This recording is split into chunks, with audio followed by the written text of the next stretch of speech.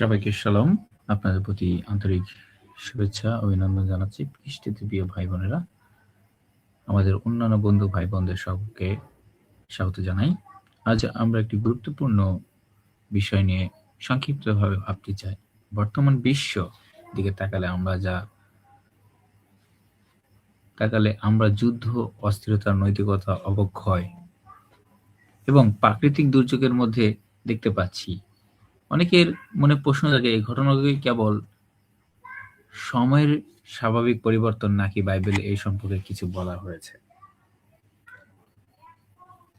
আজকের এই লাইভে আমরা সংক্ষেপে দেখার চেষ্টা করব বাইবেলের আলোকে বর্তমান বিশ্বের ঘটনা কিভাবে বোঝা যায়, বিশেষ করে যিশুর শিক্ষা এবং বাইবেলের বিভিন্ন ভবিষ্যৎবাণীর আলোকে একটি বিষয় নিয়ে আমরা চিন্তা করব এবং আলোচনা করার চেষ্টা করব। আমাদের উদ্দেশ্য কাউকে আঘাত করা নয়, কোনো বিতর্ক করা সৃষ্টি নয়, কারণ বরং বাইবেলকে সত্য করে অনুসন্ধান করা এবং সবাইকে চিন্তা করার একটি সুযোগ করে দেওয়া। এই সংক্ষিপ্ত ভূমিকার মধ্য দিয়ে আজকে আমরা লাইভটি আলোচনা শুরু করছি। যদি কারো কমেন্ট করার বা কোনো প্রশ্ন বা মূল্যবান মতামত থাকে, অবশ্যই প্রশ্ন করবেন এবং প্রশ্নগুলো আমাদেরকে তুলে ধরবেন।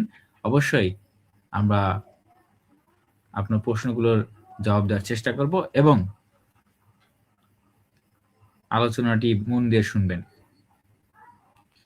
আজকের বিষয় আপনারা হয়তো লাইভ সম্পর্কে অবগত আছেন। আমি বিকেলবেলায় আপনাদেরকে বলেছিলাম, আমাদের পেজে ঘোষণা করেছিলাম, আপনাদের সাথে আমি আছি সত্যের অন্বেষণ। আর আমাদের এক বোন যুক্ত হয়েছেন, শিল্পা কর্মকার। তাকে অসংখ্য ধন্যবাদ। আমি তাকে সংক্ষিপ্তভাবে কিছু বলার জন্য অনুরোধ করব আজকের এই লাইভ সম্পর্কে। আপনি কি আমার কথা শুনতে পাচ্ছেন? হ্যাঁ, শুনতে পাচ্ছি। আপনার এই সম্পর্কে মাত্র দুই একটি কথা বলুন, যে আপনার এই সম্পর্কে আপনার অনুভূতি কেমন? হ্যাঁ, সকলকে প্রথমে সালাম জানিয়ে আজকে আমাদের এই লাইভ শুরু করছি। কথা ক্লিয়ার শোনা যাচ্ছে কি? হ্যাঁ, অবশ্যই আপনার কথা শুনতে পাচ্ছি।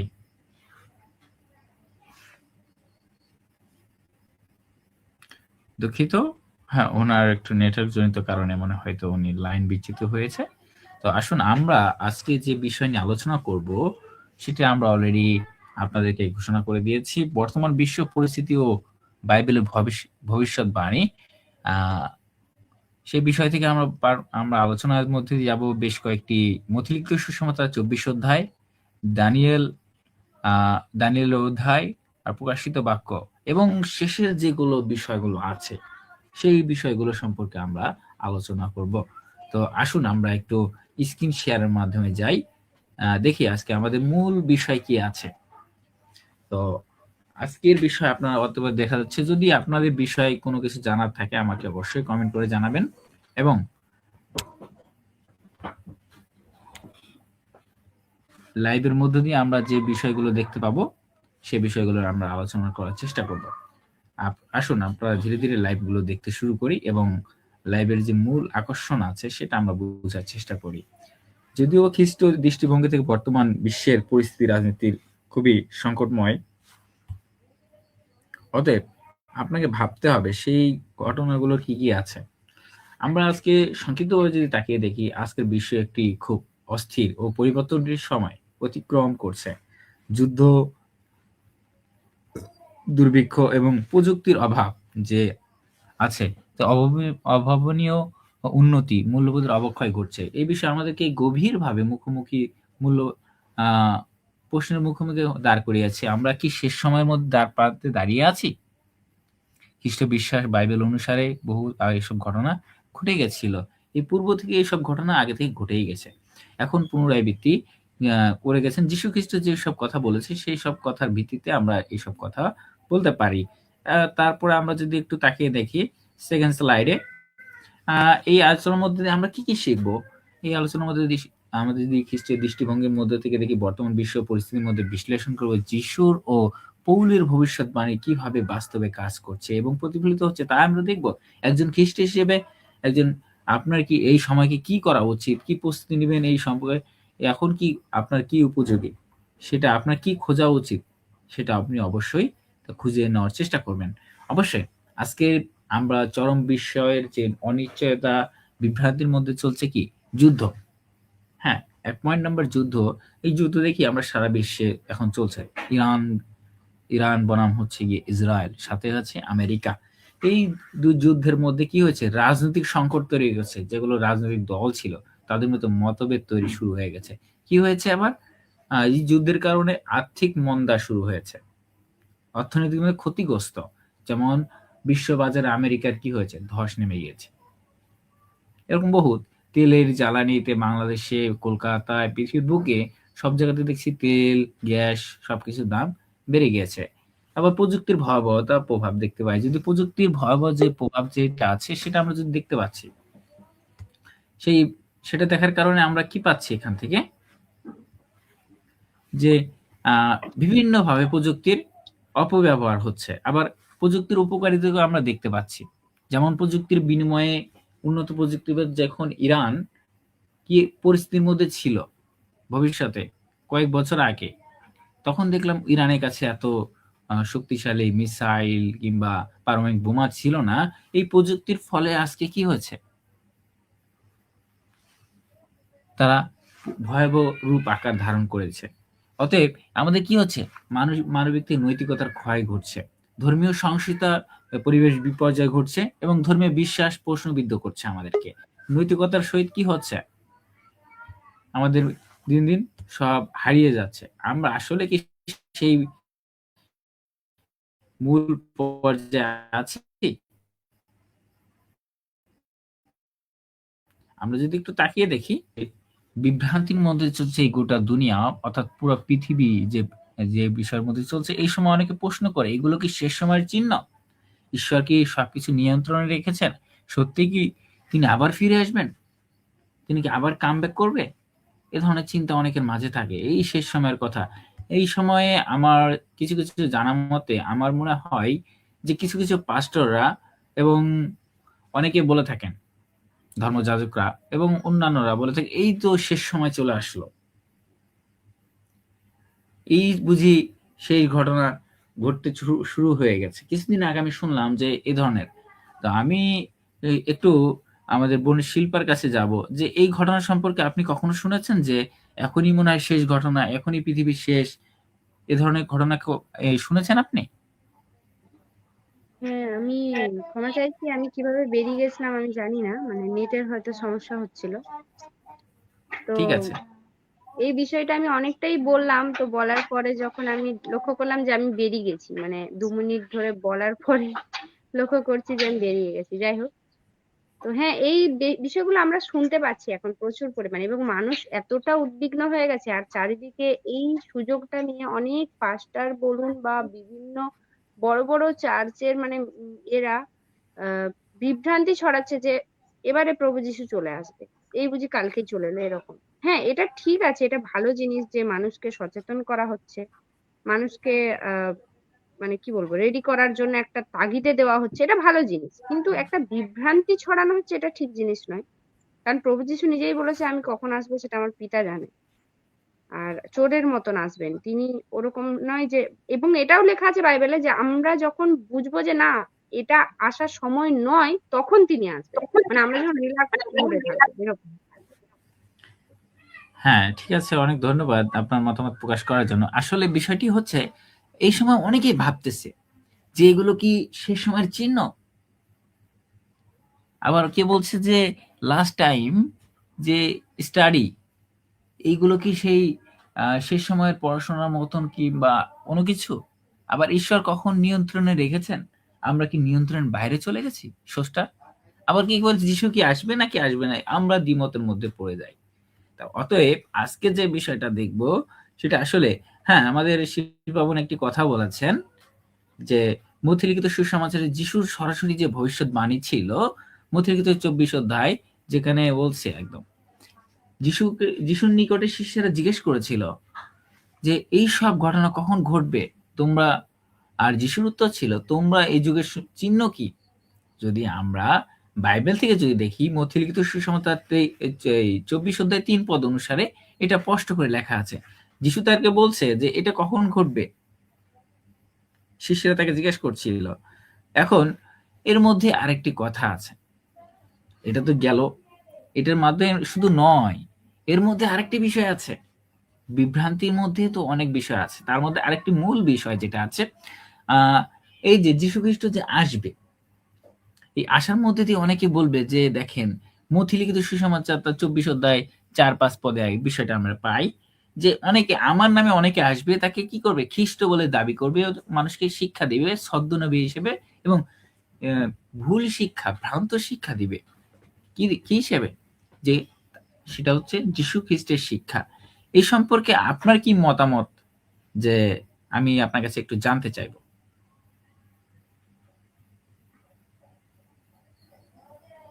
আপনি কি আমার কথা শুনতে পাচ্ছেন? হ্যাঁ, হ্যাঁ। হ্যালো। হ্যাঁ, হ্যাঁ, হ্যাঁ, আসলে প্রভু যীশু খ্রিস্ট আমাদেরকে এটা আগে থেকে সাবধান করেছিল যে আমাদের অনেককে ভুল বোঝানোর মতো লোকের লাস্ট দিনে উদ্ভব হবে এবং তারা বলবে যে আমি যীশু খ্রিস্ট, আমি হচ্ছে সেই। এবং আমরা অলরেডি দেখছি যে বিভিন্ন যে সিয়ন চার্চ বলুন বা বিভিন্ন মানে মাদার জেরুসালেম, বিভিন্ন মন্ডলী অলরেডি শুরু হয়ে গেছে। তারা বলছে যে প্রভু যীশু খ্রিস্ট মানুষ রূপে, কেউ কোনোখানে মেয়ে রূপে জন্মেছে, কোনোখানে মানুষ রূপে জন্মেছে, মানে চলে এসেছে।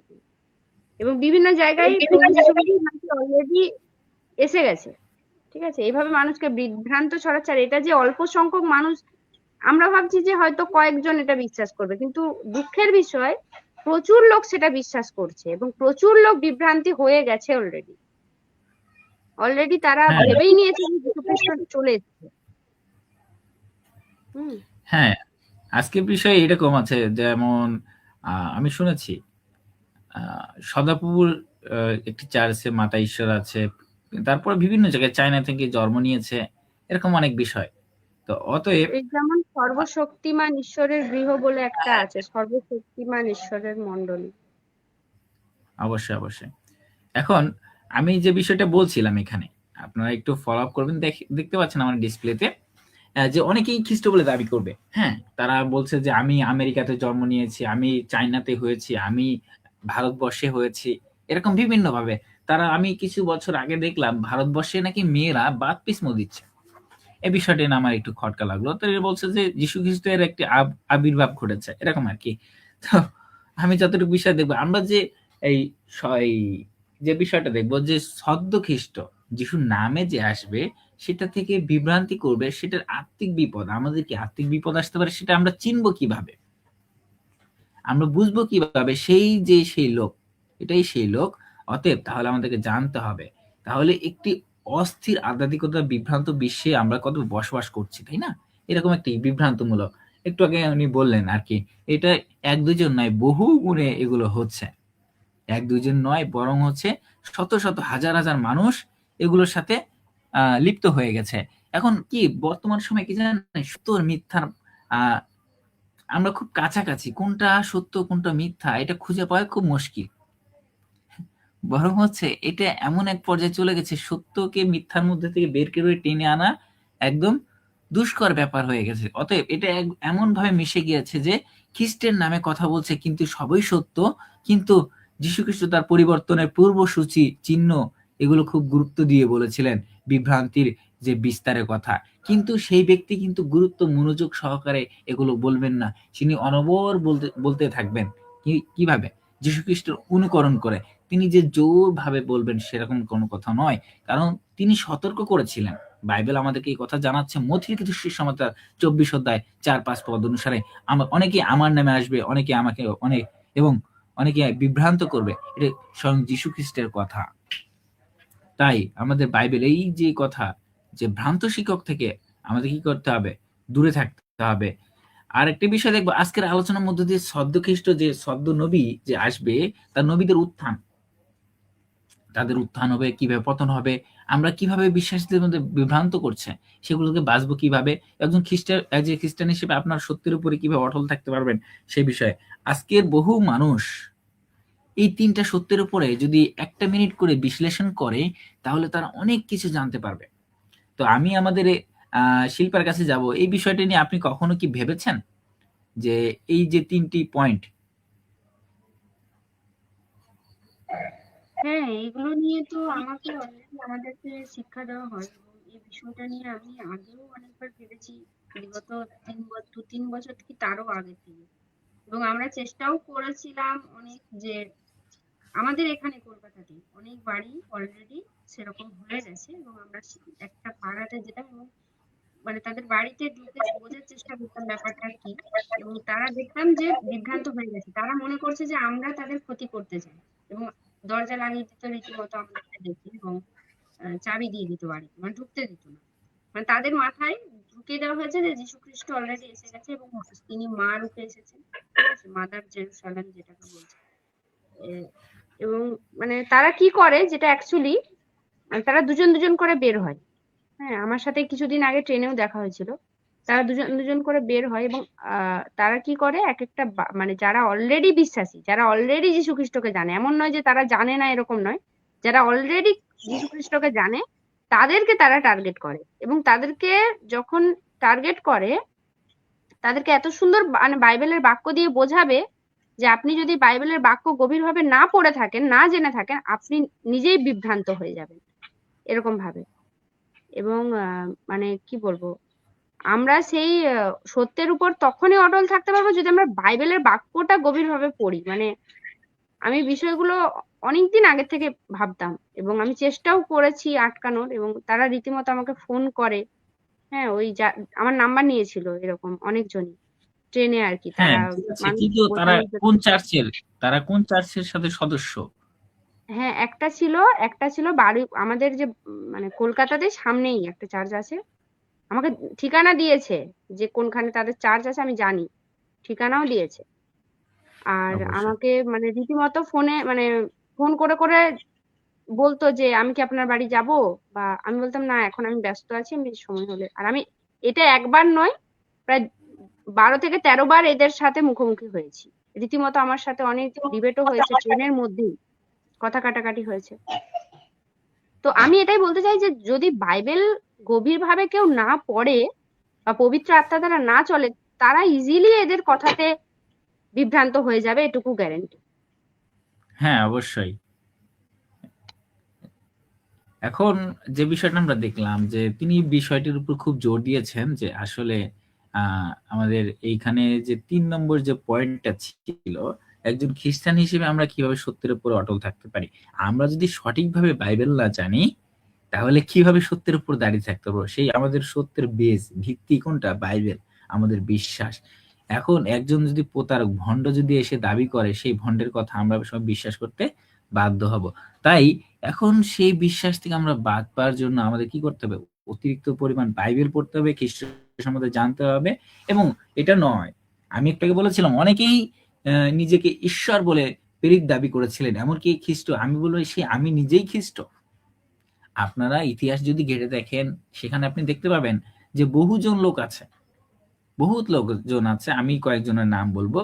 হ্যাঁ, তারপরে আমি অত নাম বলতে যাব না, কারণ যদি বেশি বলতে যাই তাহলে লাইভ অনেক দীর্ঘ হয়ে যাবে। তাই আমি কয়েকটি নাম বলতে চাই এখানে। যেমন বলেছিলেন, এগুলো ঘটে গেছে অতীতকালে। যেমন এই যে ডেভিড ক্রাইস, সে ছিল হচ্ছে ওয়াকো থেকে, ইউএসএ, আমেরিকান, যেটা বলছে সে নিজেকে শেষ সময় যিশু বলে দাবি করেছিলেন। জিম জন্স এখানে বলছেন সে ঈশ্বর, সে নিজেকে কি বলছে, সে ঈশ্বর। এখানে তার কান্ট্রি দেওয়া আছে, সে কোন জায়গা থেকে বলেছিলাম। এখানে যে সার্জারি ট্রাপ্প, এখানে যে বলছে রাশিয়া, ইনি ছিলেন রাশিয়ার একজন নাগরিক। সে যিশুর পুনরাবারে দ্বিতীয়বার যে পুনরুত্থান ঘটেছেন, হ্যাঁ, সেটা আগমন, সেটা নিজেকে দাবি করেছিলেন। ইন আফ্রিকা, আমেরিকা এবং সেকেন্ড ক্রাইস্ট এবং মেসেঞ্জার অফ গড নামে বিশ্বাসী অনেক বিশ্বাসকে মানুষকে ফাঁদে ফেলানোর চেষ্টা করেছে। এখন সদ্য যারা বিশ্বাসী আছে, এইটা হচ্ছে মেন পয়েন্ট। আপনারা সবসময় এই ৩টা জিনিস খুব মনে করে রাখবেন। আপনারা যারা থাকবেন, আজকে যারা লাইভটা দেখছেন, দরকার পড়লে আপনারা এটা কি স্ক্রিনশট নিয়ে নেন। কারণ আসলে যে সদ্য শিক্ষক যারা থাকবে, তারা বলবে দেখেন ঈশ্বরকে গ্রহণ করুন, ঈশ্বরকে গ্রহণ করুন, আপনি ধন সম্পদ বাড়ি গাড়ির মালিক হয়ে যাবেন। চার্চে যাওয়ার দরকার নাই। আপনি টাকা পয়সায় সফলতা, আপনি এক্সামে পাস করবেন, অমুক করবেন, চাকরি হয়ে যাবে, আপনি বিশ্বের ১০তম ধনী হয়ে যাবেন। হ্যাঁ? এগুলো ঈশ্বর। কারণ হচ্ছে গসপেল অফ প্রসপারিটি। হ্যাঁ? আ এগুলো হচ্ছে ঈশ্বরের। এইসব কথা যারা বলবে তারা হচ্ছে কি ভ্রান্ত শিক্ষক। হাইপার গ্রেস ডক্ট্রিন, যারা বিভিন্ন মতামত আছে তাদের মধ্যে কয়েকটি মতামত যে এই কথাটা যে বলবে, যে মতামত, এই যে ডক্ট্রিনের কথা, যে মতামতের কথা বলবে, পাপ করলে বিচার হবে না। তুমি যত খুশি তত পাপ করো, কোনো বিচার নাই। কারণ কি? যীশু খ্রিস্ট বলে গেছে, তোমরা যতই পাপ করো না কেন আমি তোমাদেরকে স্বর্গে নিয়ে যাব। এখনকার বর্তমান পাস্টররা এবং এলাকার চার্চের বাসীরা আছে, তারা বলে আপনি ধর্ম প্রচার করেন, আমি ধর্ম প্রচার করি না, কিন্তু কি জানেন পার্থক্য? আপনিও স্বর্গে যাবেন, আমিও স্বর্গে যাব। এ কথা শুনে নিজেরই খুব হাসিও লাগে, আবার অনেক দুঃখও পায়।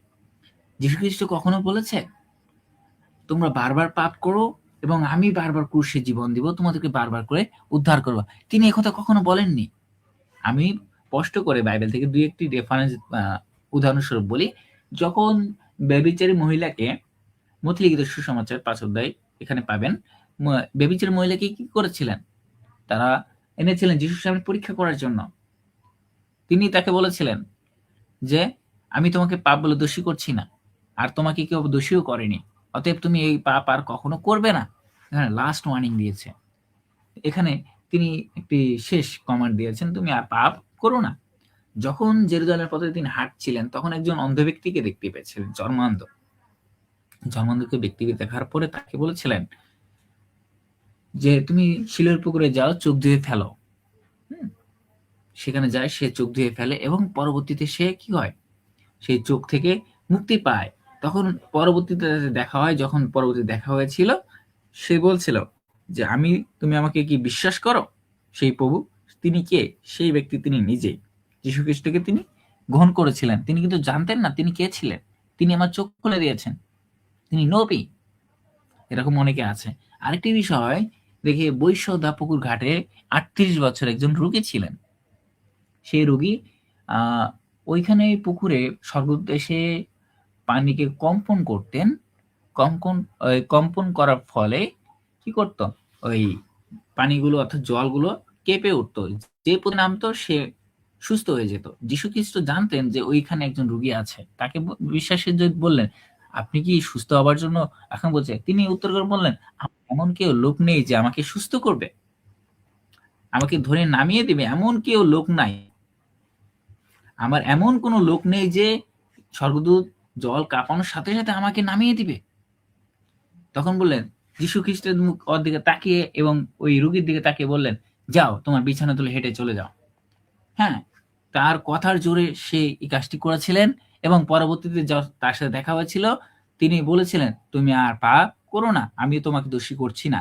অতএব এই যে এইসব যে হাইপার গ্রেস ডক্ট্রিন যেগুলো যারা অ্যাপ্লাই করে থাকে, বিভিন্ন মতবাদের যারা আছে, তুমি যত পাপ করো তোমার বিচার হবে না, এটা বললে ভুল হবে।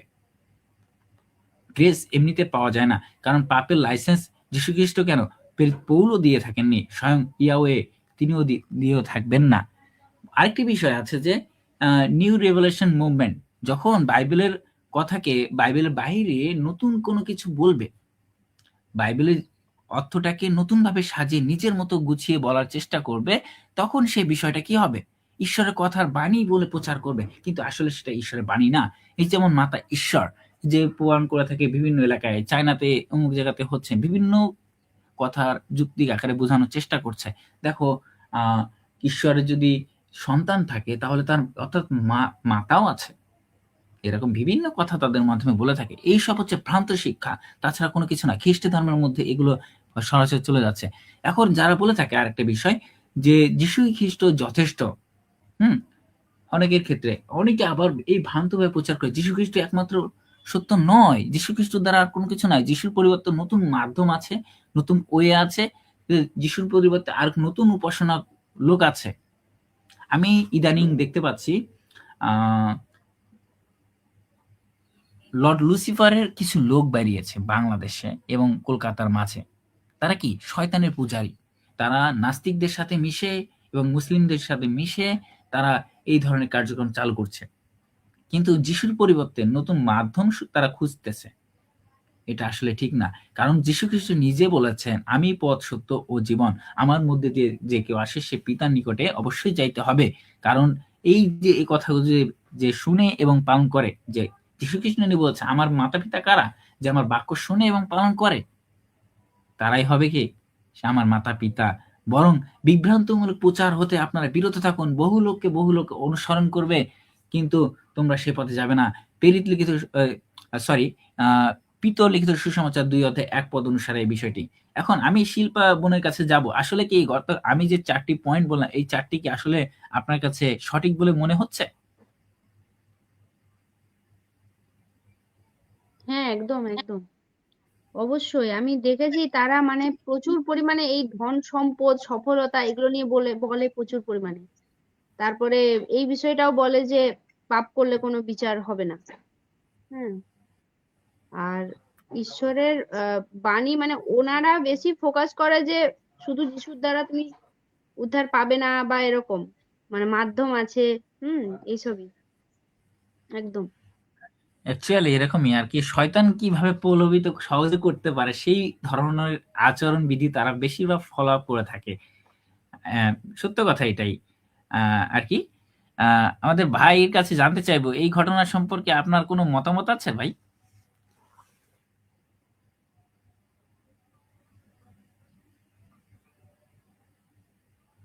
আমাকে শুনতে পাচ্ছেন?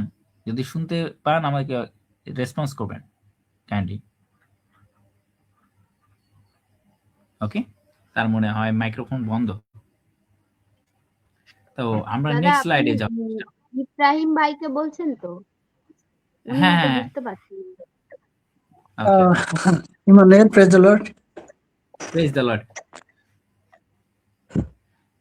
যে বিষয়টা বলছিলাম দাদা, এইখানে যে আমি যে ৪ টি পয়েন্ট দেখাইছি, এই ৪ টা পয়েন্টের মধ্যে কি আসলে কি এগুলো বর্তমানে ঘটছে, কিংবা এরকম মনে হয়? না আসলে এগুলো বিভ্রান্তিমূলক? এগুলো অবশ্যই ঘটে দাদা। এবং হ্যাঁ, অনেকেই বলে যে আসলে সব থেকে যেটা বেশি বলে সেটা হলো পাপ করলেও বিচার হবে না। হুম, এই মানে বিষয়টা তারা একটু বেশি বলা। এই ৪ টি জিনিস তারা প্রয়োগ করে। যখন একজনের কাছে একটা প্রয়োজ্য হয় না, তারপর দ্বিতীয়টা তারা প্রয়োগ করার চেষ্টা করে। হুম, হ্যাঁ? হুম। পাপ করলে বিচার হবে না। তুমি কোটিপতি হয়ে যাবে, ধন সম্পত্তির মালিক হয়ে যাবে।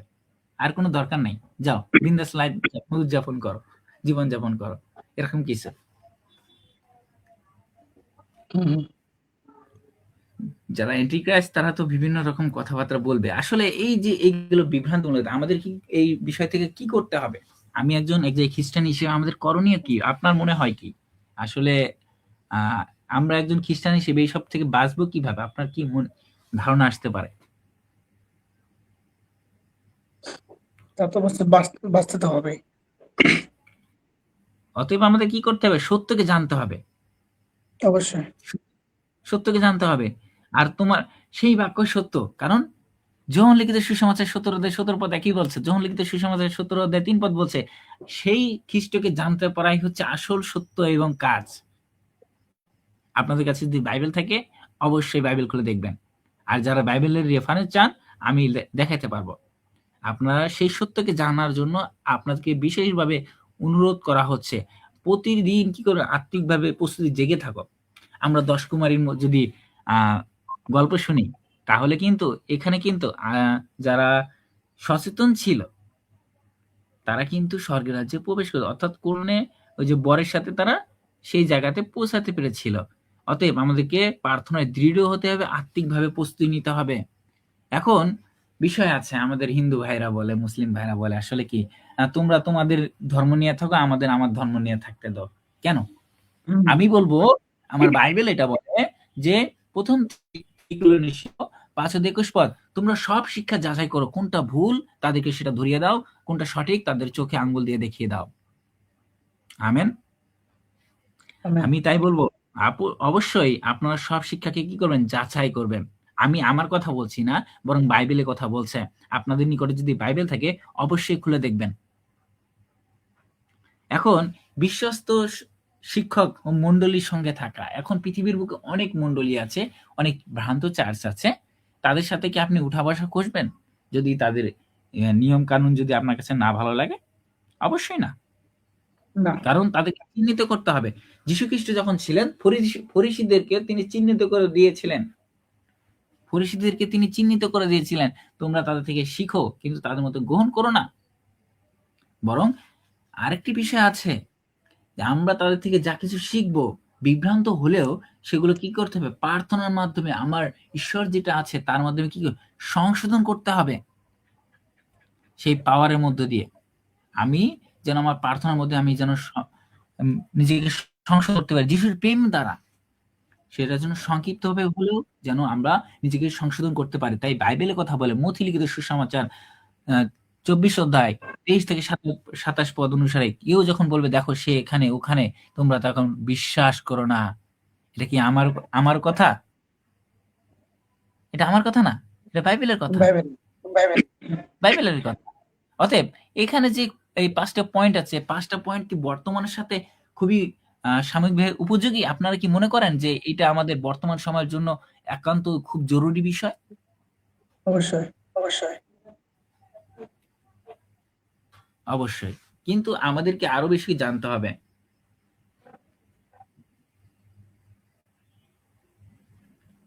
তাই এখানে যীশুখ্রিস্টের যে বাক্য আছে সেটা আপনাকে জানতে হবে, বুঝতে হবে, যাচাই করতে হবে। সব শিক্ষা যাচাই করতে হবে। কিন্তু আমি আগেই বলেছি, আপনারা সব শিক্ষা কি করবেন? যাচাই করবেন। না হলে কিন্তু হবে না। কারণ যীশুখ্রিস্ট যেটা বলেছেন সেটা কিন্তু আপনাকে অবশ্যই অক্ষরে অক্ষরে কিন্তু পালন করতে হবে। অনেকে এসে বলবে দেখো আমি এই যে তোমরা কি করছো এখানে। এখন বহির্বিশ্বে কি ঘটনা ঘটছে আমি একটু জানতে চাইবো যে আমাদের দাদার কাছে বহির্বিশ্বের ঘটনা এখন আপনার কি মনে হয়? এখন তো যুদ্ধ চলছে এবং শুনছি, কিন্তু আমরা তো আর দেখিনি বিষয়গুলো। হ্যাঁ, আমরা শুনছি এটাই তো নাকি? তাছাড়া কিছু না। হ্যাঁ। না। আমরা শুনতে পাচ্ছি এতটুকুই তো, তাই তো? এখন কথা হ্যাঁ। হচ্ছে গিয়ে তোমরা কি করবে? মথি লিখিত সুসমাচার 24 অধ্যায় যদি আপনি ভালো করে পড়েন, সেখানে কিন্তু যুদ্ধের শেষ সময়ের কথা বলা আছে। কি বলা আছে জানেন? হ্যাঁ, ভূমিকম্প হবে, নিজেদের মধ্যে হানাহানি হবে, যুদ্ধ শুনবে, যুদ্ধের কলরব শুনবে, চারিদিকে কান্নাকাটি রই রই পড়ে যাবে। এক জাতি এক জাতির বিরুদ্ধে যুদ্ধ করবে। তাই বাইবেলে কথা বলছে, হ্যাঁ, সেই সময় প্রতি যুদ্ধের কলরব শোনা যাবে, এক যুদ্ধের অন্য যুদ্ধের গুজব শুনবে, তোমরা যুদ্ধের নামে নানারকম মিথ্যা কথাও শুনবে। হ্যাঁ, আসলে তাই। ঘটনা হচ্ছে এখানে যুদ্ধ ইসরায়েল আর ইরানের হয়েছে, কিন্তু এই পার্শ্ববর্তী যেমন বাংলাদেশ, ইন্ডিয়া, পাকিস্তানের লোকরা করেছে কি জানেন? যা ঘটেনি এআই এর মাধ্যমে দেখানোর চেষ্টা করেছে। এআই এর মাধ্যমে দেখানোর চেষ্টা করেছে।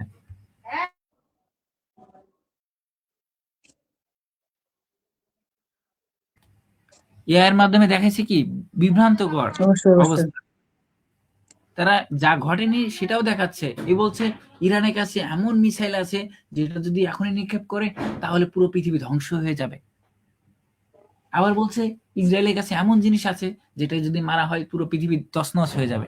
আসলে আমরা কি যুদ্ধক্ষেত্রে দেখতে গেছি, নাকি আপনি কি যুদ্ধের প্রেসিডেন্ট না ভাইস না সেই যুদ্ধের লোক, আপনি প্রধান ব্যক্তিত্ব হিসেবে ছিলেন? কিন্তু না, এটা বলা যাবে না। কিছুদিন আগে আমরা দেখলাম ইউক্রেন রাশিয়ার যুদ্ধ, তাই না? তারপরে দেখলাম কি ইসরায়েল গাজার যুদ্ধ। এখন কি দেখছি?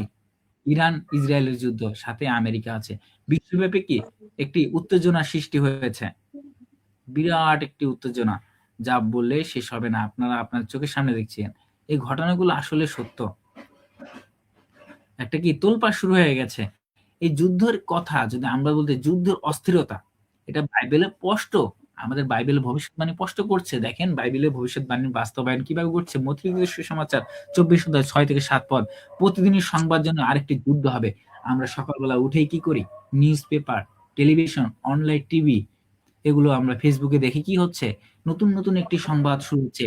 কি হচ্ছে? যুদ্ধক্ষেত্রের মধ্যে আরো একটি রক্তপাতের গল্প দাঁড়িয়ে গেছে। যেমন ইউক্রেন রাশিয়ার যুদ্ধ বছরের পর বছর ধরে চলছে, এবং রাশিয়া গাজা, এবং হচ্ছে কি ইসরায়েল গাজা, এই ইরান, তারপরে হচ্ছে ইসরায়েল, এরকম নতুন সংঘর্ষ নতুন তাপমাত্রা, নতুন মাত্রা সৃষ্টি করছে। বিশ্বযুদ্ধের সামরিক যে প্রস্তুতি, রাজনৈতিক উত্তেজনা তীব্রকর হয়ে দাঁড়িয়েছে। বরং এগুলো ভাবতে কি হচ্ছে, হ্যাঁ? আমরা যদি নিজেকে চিন্তা করি, এত কেন যুদ্ধ? এগুলো কি আসলে রাজনৈতিক, না এর পিছনে কোনো গভীর তথ্য বা কোনো কিছু লুকিয়ে আছে? বাইবেলে ভবিষ্যৎবাণী করেছিল শেষ সময় যুদ্ধ গুজব উঠবে এবং বিশ্বকে কাঁপিয়ে দিবে। চলুন আমরা সেই দেখি কি বলেছিল সেই যীশু খ্রিস্ট ১,৫০০ থেকে ২,০০০ বছর আগে এই সময় নিয়ে। তিনি কিন্তু এই ভবিষ্যৎবাণী, যীশু খ্রিস্ট যখন পৃথিবীতে ছিলেন তখন কিন্তু এই বাণীগুলো করে গেছিলেন। আজকে কিন্তু ২০২৬ সাল, তাও কিন্তু ঘটনা ঘটতেছে। আপনি যদি একটু তাকিয়ে দেখেন বাইবেলের প্রতি, আপনার যদি বাইবেলের প্রতি অনেক মনোযোগ থাকে, তাহলে কিন্তু আসলে এগুলো ঘটনা সত্য। আপনি কি এগুলো কি আমি কোনো বানিয়ে কথা বলছি, না এটা বাইবেলেরই কথা? আপনার কি মনে হচ্ছে আপনাদের? অবশ্যই কমেন্ট করে জানাবেন। বাইবেলের কথা। যীশু খ্রিস্ট বলেছিলেন এখান থেকে ১,৫০০ থেকে ২,০০০ বছর আগে। এখন সেটা ঘটতে চলেছে। এটা ঘটছে না? অবশ্যই। আমরা সকালে উঠেই দেখি কি হচ্ছে, এক জায়গায় না এক জায়গায় বিস্ফোরণ হয়ে গেছে। আজকে দেখছি কি হচ্ছে, ইরান ধ্বংস হয়ে গেছে, মিসাইল পড়ছে। কি হচ্ছে, আমাদের পার্শ্ববর্তী দেশ কি হচ্ছে, আফগানিস্তান পাকিস্তান যুদ্ধ লেগে গেছে। হুম। এটা কোনো কথা? এখন আমরা যে দেখি এখানে যুদ্ধের কথা বলছে, যীশু খ্রিস্ট নিজে বলছে তোমরা সেই যুদ্ধ এবং যুদ্ধের গুজব শুনবে, কিন্তু ভয় পেও না, এই সব কিন্তু অবশ্যই ঘটবে, কিন্তু তখন শেষ হয়নি। কারণ জাতি জাতির বিরুদ্ধে, রাজ্য রাজ্যের বিরুদ্ধে উঠবে। এখনো কিন্তু শেষ সময় আসেনি। আমরা বিভ্রান্ত হব না, কারণ আমাদের আরো আশা আছে। আমরা এই বিষয়গুলো দেখবো। এখনো কিন্তু শেষ নয়, বরং এটা কি শুরু। এখন যদি আমরা দেখি এটা কি, এই ভবিষ্যৎবাণীগুলো কি, যুদ্ধ হবে, গুজব আতঙ্ক ছড়াবে, এগুলো কিন্তু শেষ নয়, বরং হচ্ছে শেষের পূর্ব সংকেত। কারণ এটা হচ্ছে আমাদেরকে জানান দিচ্ছে এরপরে আরো ঘটনা আছে, এটা কেবল শুরু। আমরা যদি বাস্তব চিত্র যদি দেখি ২০২২ সালে লক্ষাধিক প্রাণঘাতী হানি হয়েছে, কোটি কোটি মানুষের বাস্তুস্থান যেগুলো ঘরবাড়ি ছাড়া হয়েছে। এটা কি ইউক্রেন রাশিয়ার যুদ্ধে? এটি কোনো দেশের নয়, বরং পূর্ব পশ্চিম বিশ্বের সংঘাতের একটি প্রতীক।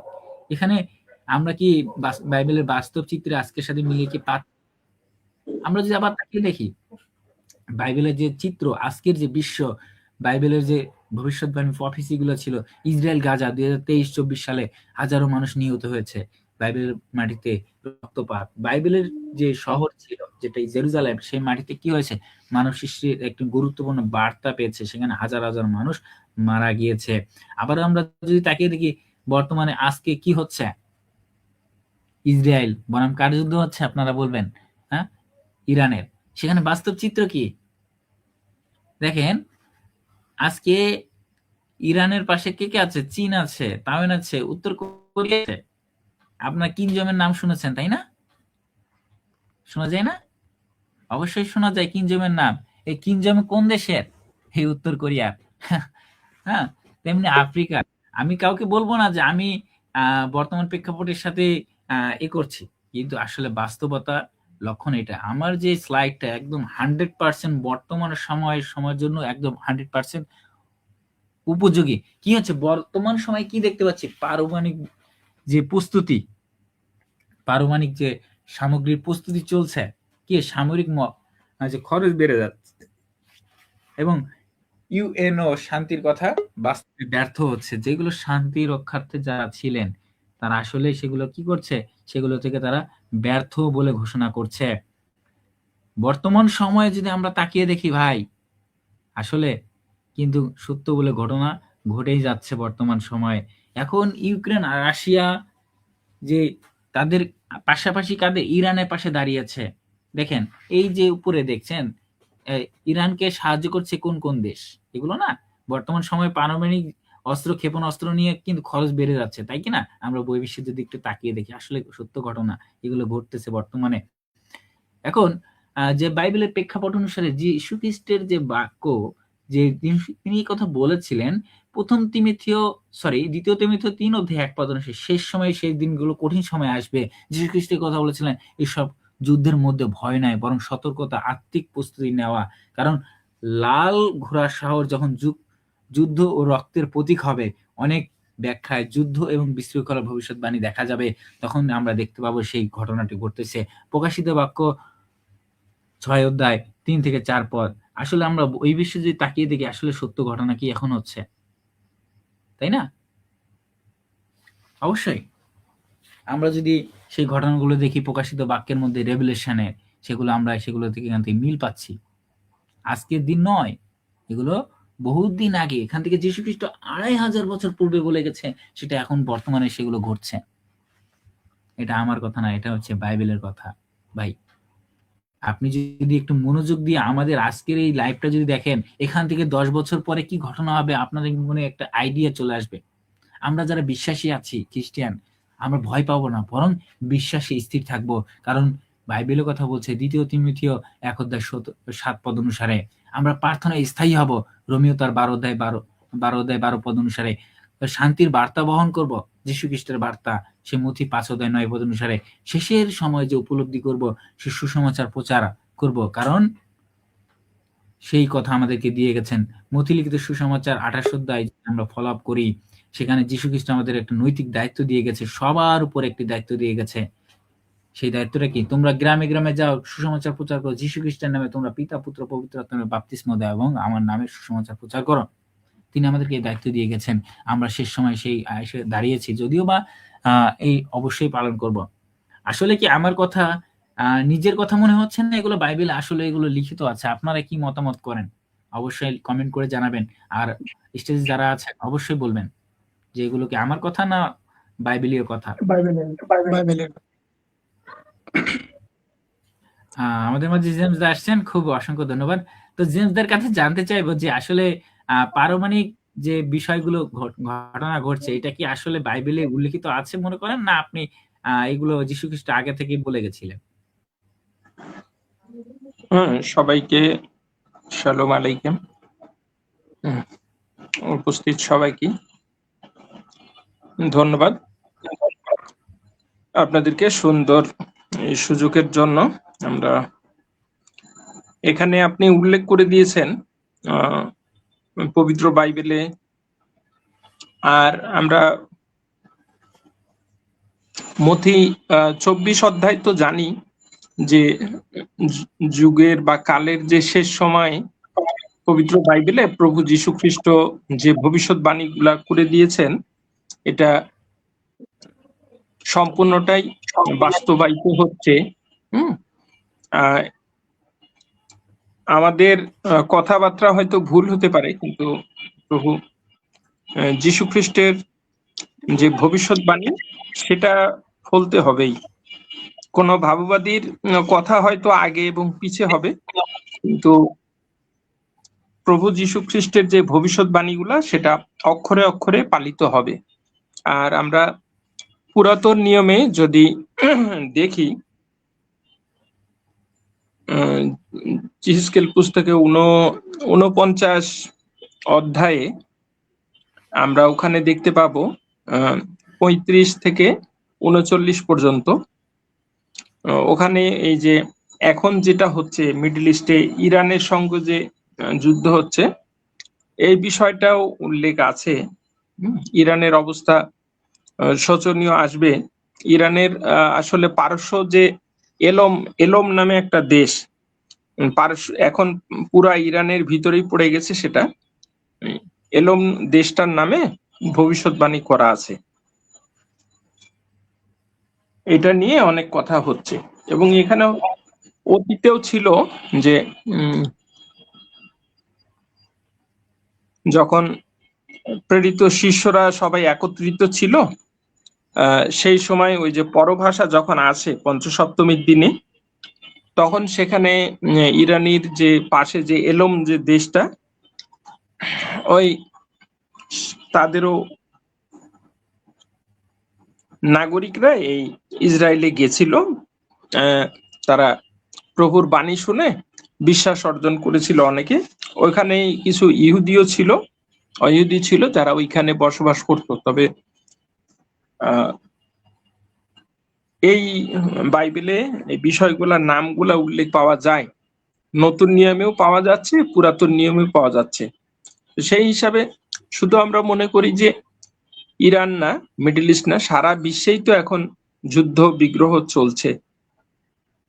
রাশিয়া নিজের দেশের সাথে বিভিন্ন জাতির বিরুদ্ধে জাতি, দেশের বিরুদ্ধে দেশ যুদ্ধ পরিচালিত হচ্ছে। এবং ধর্মীয় বিষয়গুলাও আপনারা খেয়াল করেছেন যে পবিত্র বাইবেলের যে বাণীগুলা সেটা অক্ষরে অক্ষরে পালিত হচ্ছে। প্রভু যীশু খ্রিস্ট একদম স্পষ্ট করে বলে গেছেন মানুষের ভিতরে যে প্রেম ভালোবাসা এটা উঠে যাবে, শান্তিটা উঠে যাবে, স্বর্গীয় যে শান্তি সেটা থাকবে না, মানুষ স্বার্থপর হবে। ওখানে শেষ কালের ভিতরে তিমথিয় 3 অধ্যায় যেখানে আছে, সেন্ট পল যেটা লিখে গেছিলেন, সেখানে মানুষ অর্থলোভী, নিজের স্বার্থে নিয়ে চলবে, এই বিভিন্ন বিষয়গুলো আমরা এখন এই সময়ের ভিতরে দেখতে পাচ্ছি। যেটা অনেকে দেখতে চেয়ে পায়নি, এই বিষয়গুলো আমরা বর্তমানে এই ভবিষ্যৎবাণীগুলো একদম অক্ষরে অক্ষরে পূর্ণ হয়ে যাচ্ছে। বিশেষ করে যেমন ইন্ডিয়াতে কর্ণাটকের একটা জায়গায় এক সময় রক্ত বৃষ্টিও হয়েছিল, পবিত্র বাইবেলে এটারও উল্লেখ আছে। তো আমরা সেটাও দেখেছি, অন্যান্য দেশে না হলেও সে ভারতবর্ষে হয়েছে এটা। তো আপনি ইতিপূর্বেও বলেছেন, আরো অতীতে যারা ছিলেন তারাও বলেছে। ধন্যবাদ, আমি অল্প কিছু স্মরণ করে দিলাম। ঠিক আছে, আগামীতে যে আসবে তাদেরকেও বলার সুযোগ দিলাম। সকলকেই ধন্যবাদ। ভালো থাকবেন, সুস্থ থাকবেন। সবাই পৃথিবীর জন্য প্রার্থনা করবেন যেন প্রভুর সেই দিন পর্যন্ত যেন আমরা স্থির থাকতে পারি, আমরা বিচলিত না হই, আমরা বিপথে যেন চলে না যাই। সকলকে ইমানুয়েল। হ্যাঁ, দাদাকে অসংখ্য ধন্যবাদ তার মূল্যবান তথ্য যাচাই করার জন্য। দাদা যেসব বলেছিলেন আমি ইতিপূর্বে হয়তো বলার চেষ্টা বলবো, তিনি আমার আগে বলে দিয়েছেন। দাদাকে অসংখ্য ধন্যবাদ। আমি এই কথা বলার চেষ্টা করছিলাম, তো বলবো, আমার স্লাইডে আছে। তো যুদ্ধের যে অস্থিরতা, যে শেষ সময়ের চিহ্ন, সেগুলো কিন্তু প্রভু আমাদেরকে ভয় নেয়, বরং আর্থিক প্রস্তুতির আহ্বান জানিয়েছে। সেগুলো কি করে? এমন সময় আসছে তোমরা সবকিছু ঘটতে দেখবে এবং তোমাদের কাছাকাছি আসবে, তোমরা কি করবে? মাথা নিচু নয়, বরং মাথা উঁচু করে থাকবে, কারণ মুক্তি তোমাদের সন্নিকটে। তোমরা তখন মুক্তির কাছাকাছি। লুক তার হচ্ছে গিয়ে 21 অধ্যায় 28 পদ অনুসারে। অতএব আমরা যখন এই বিষয়গুলো দেখব, আরো বিষয় বেরিয়ে আসবে। এখন এটি নয়, যুদ্ধ কোনো নয়, যুদ্ধের সাথে সাথে কি হবে? মহামারী, দুর্ভিক্ষ, ভূমিকম্প হবে। কারণ ইতিমধ্যে আমরা দেখেছি কি হয়েছে, কোভিড মানে করোনা শুরু হয়েছিল। করোনার মধ্যে অনেক মানুষ ক্ষয়ক্ষতি হয়েছে। তার মধ্যে আমরা কি দেখলাম? প্রসব যন্ত্রণার কেবল শুরু। 24 অধ্যায়, মথি 24 অধ্যায় কি হচ্ছে? 8 পদ অনুসারে কেবল এগুলো শুরু হচ্ছে। কারণ দুর্ভিক্ষ, মহামারী, ভূমিকম্প। কিছুদিন আগে শুনলাম ইরানে কিন্তু দুর্ভিক্ষ, ভূমিকম্প হচ্ছে। আসলে এটা ভূমিকম্প ছিল না, অন্য কিছু ছিল, সেটা আমরা সেখানে গেলে দেখতে পাবো। এখন আমি যদি আরেকটি বিষয় দেখি, আবারও যদি বলি, দেখেন, যদি যীশু খ্রিস্টের যে কথা হচ্ছে, যীশু খ্রিস্ট সেই সময়ের সম্পর্কে যিশুদের বলেছিলেন, তুমি বলেছেন এগুলো সবই কেবল শুরু। যেমন মায়ের পেটের সন্তান, তেমনি তখন থেকেই সেই কার্যক্রম শুরু হচ্ছে। এরপরে আমাদের আরো কিছু আমাদের জন্য অপেক্ষা করছে। বরং তা নয়, এই আলোচনার মধ্যে দিয়ে আমরা দেখব যে প্রসব যন্ত্রণার অর্থ, শব্দের অর্থ কি, বা এই ধরনের ঈশ্বর আমাদের কি শেখাতে চান, এগুলোর মাধ্যমে আমাদের কি এগুলো কি, এগুলো কেন হচ্ছে না, এগুলো দেখাচ্ছে কেন? আসলে খাদ্য সংকট দেখাচ্ছেন দুর্ভিক্ষের মাধ্যমে। আসলে কি তাই? আসলে তাই। বর্তমান বিশ্বে যদি মতিলিখিত সুসমাচার 24 অধ্যায় 7 পদ অনুসারে যদি দেখে, স্থানে স্থানে দুর্ভিক্ষ করবে।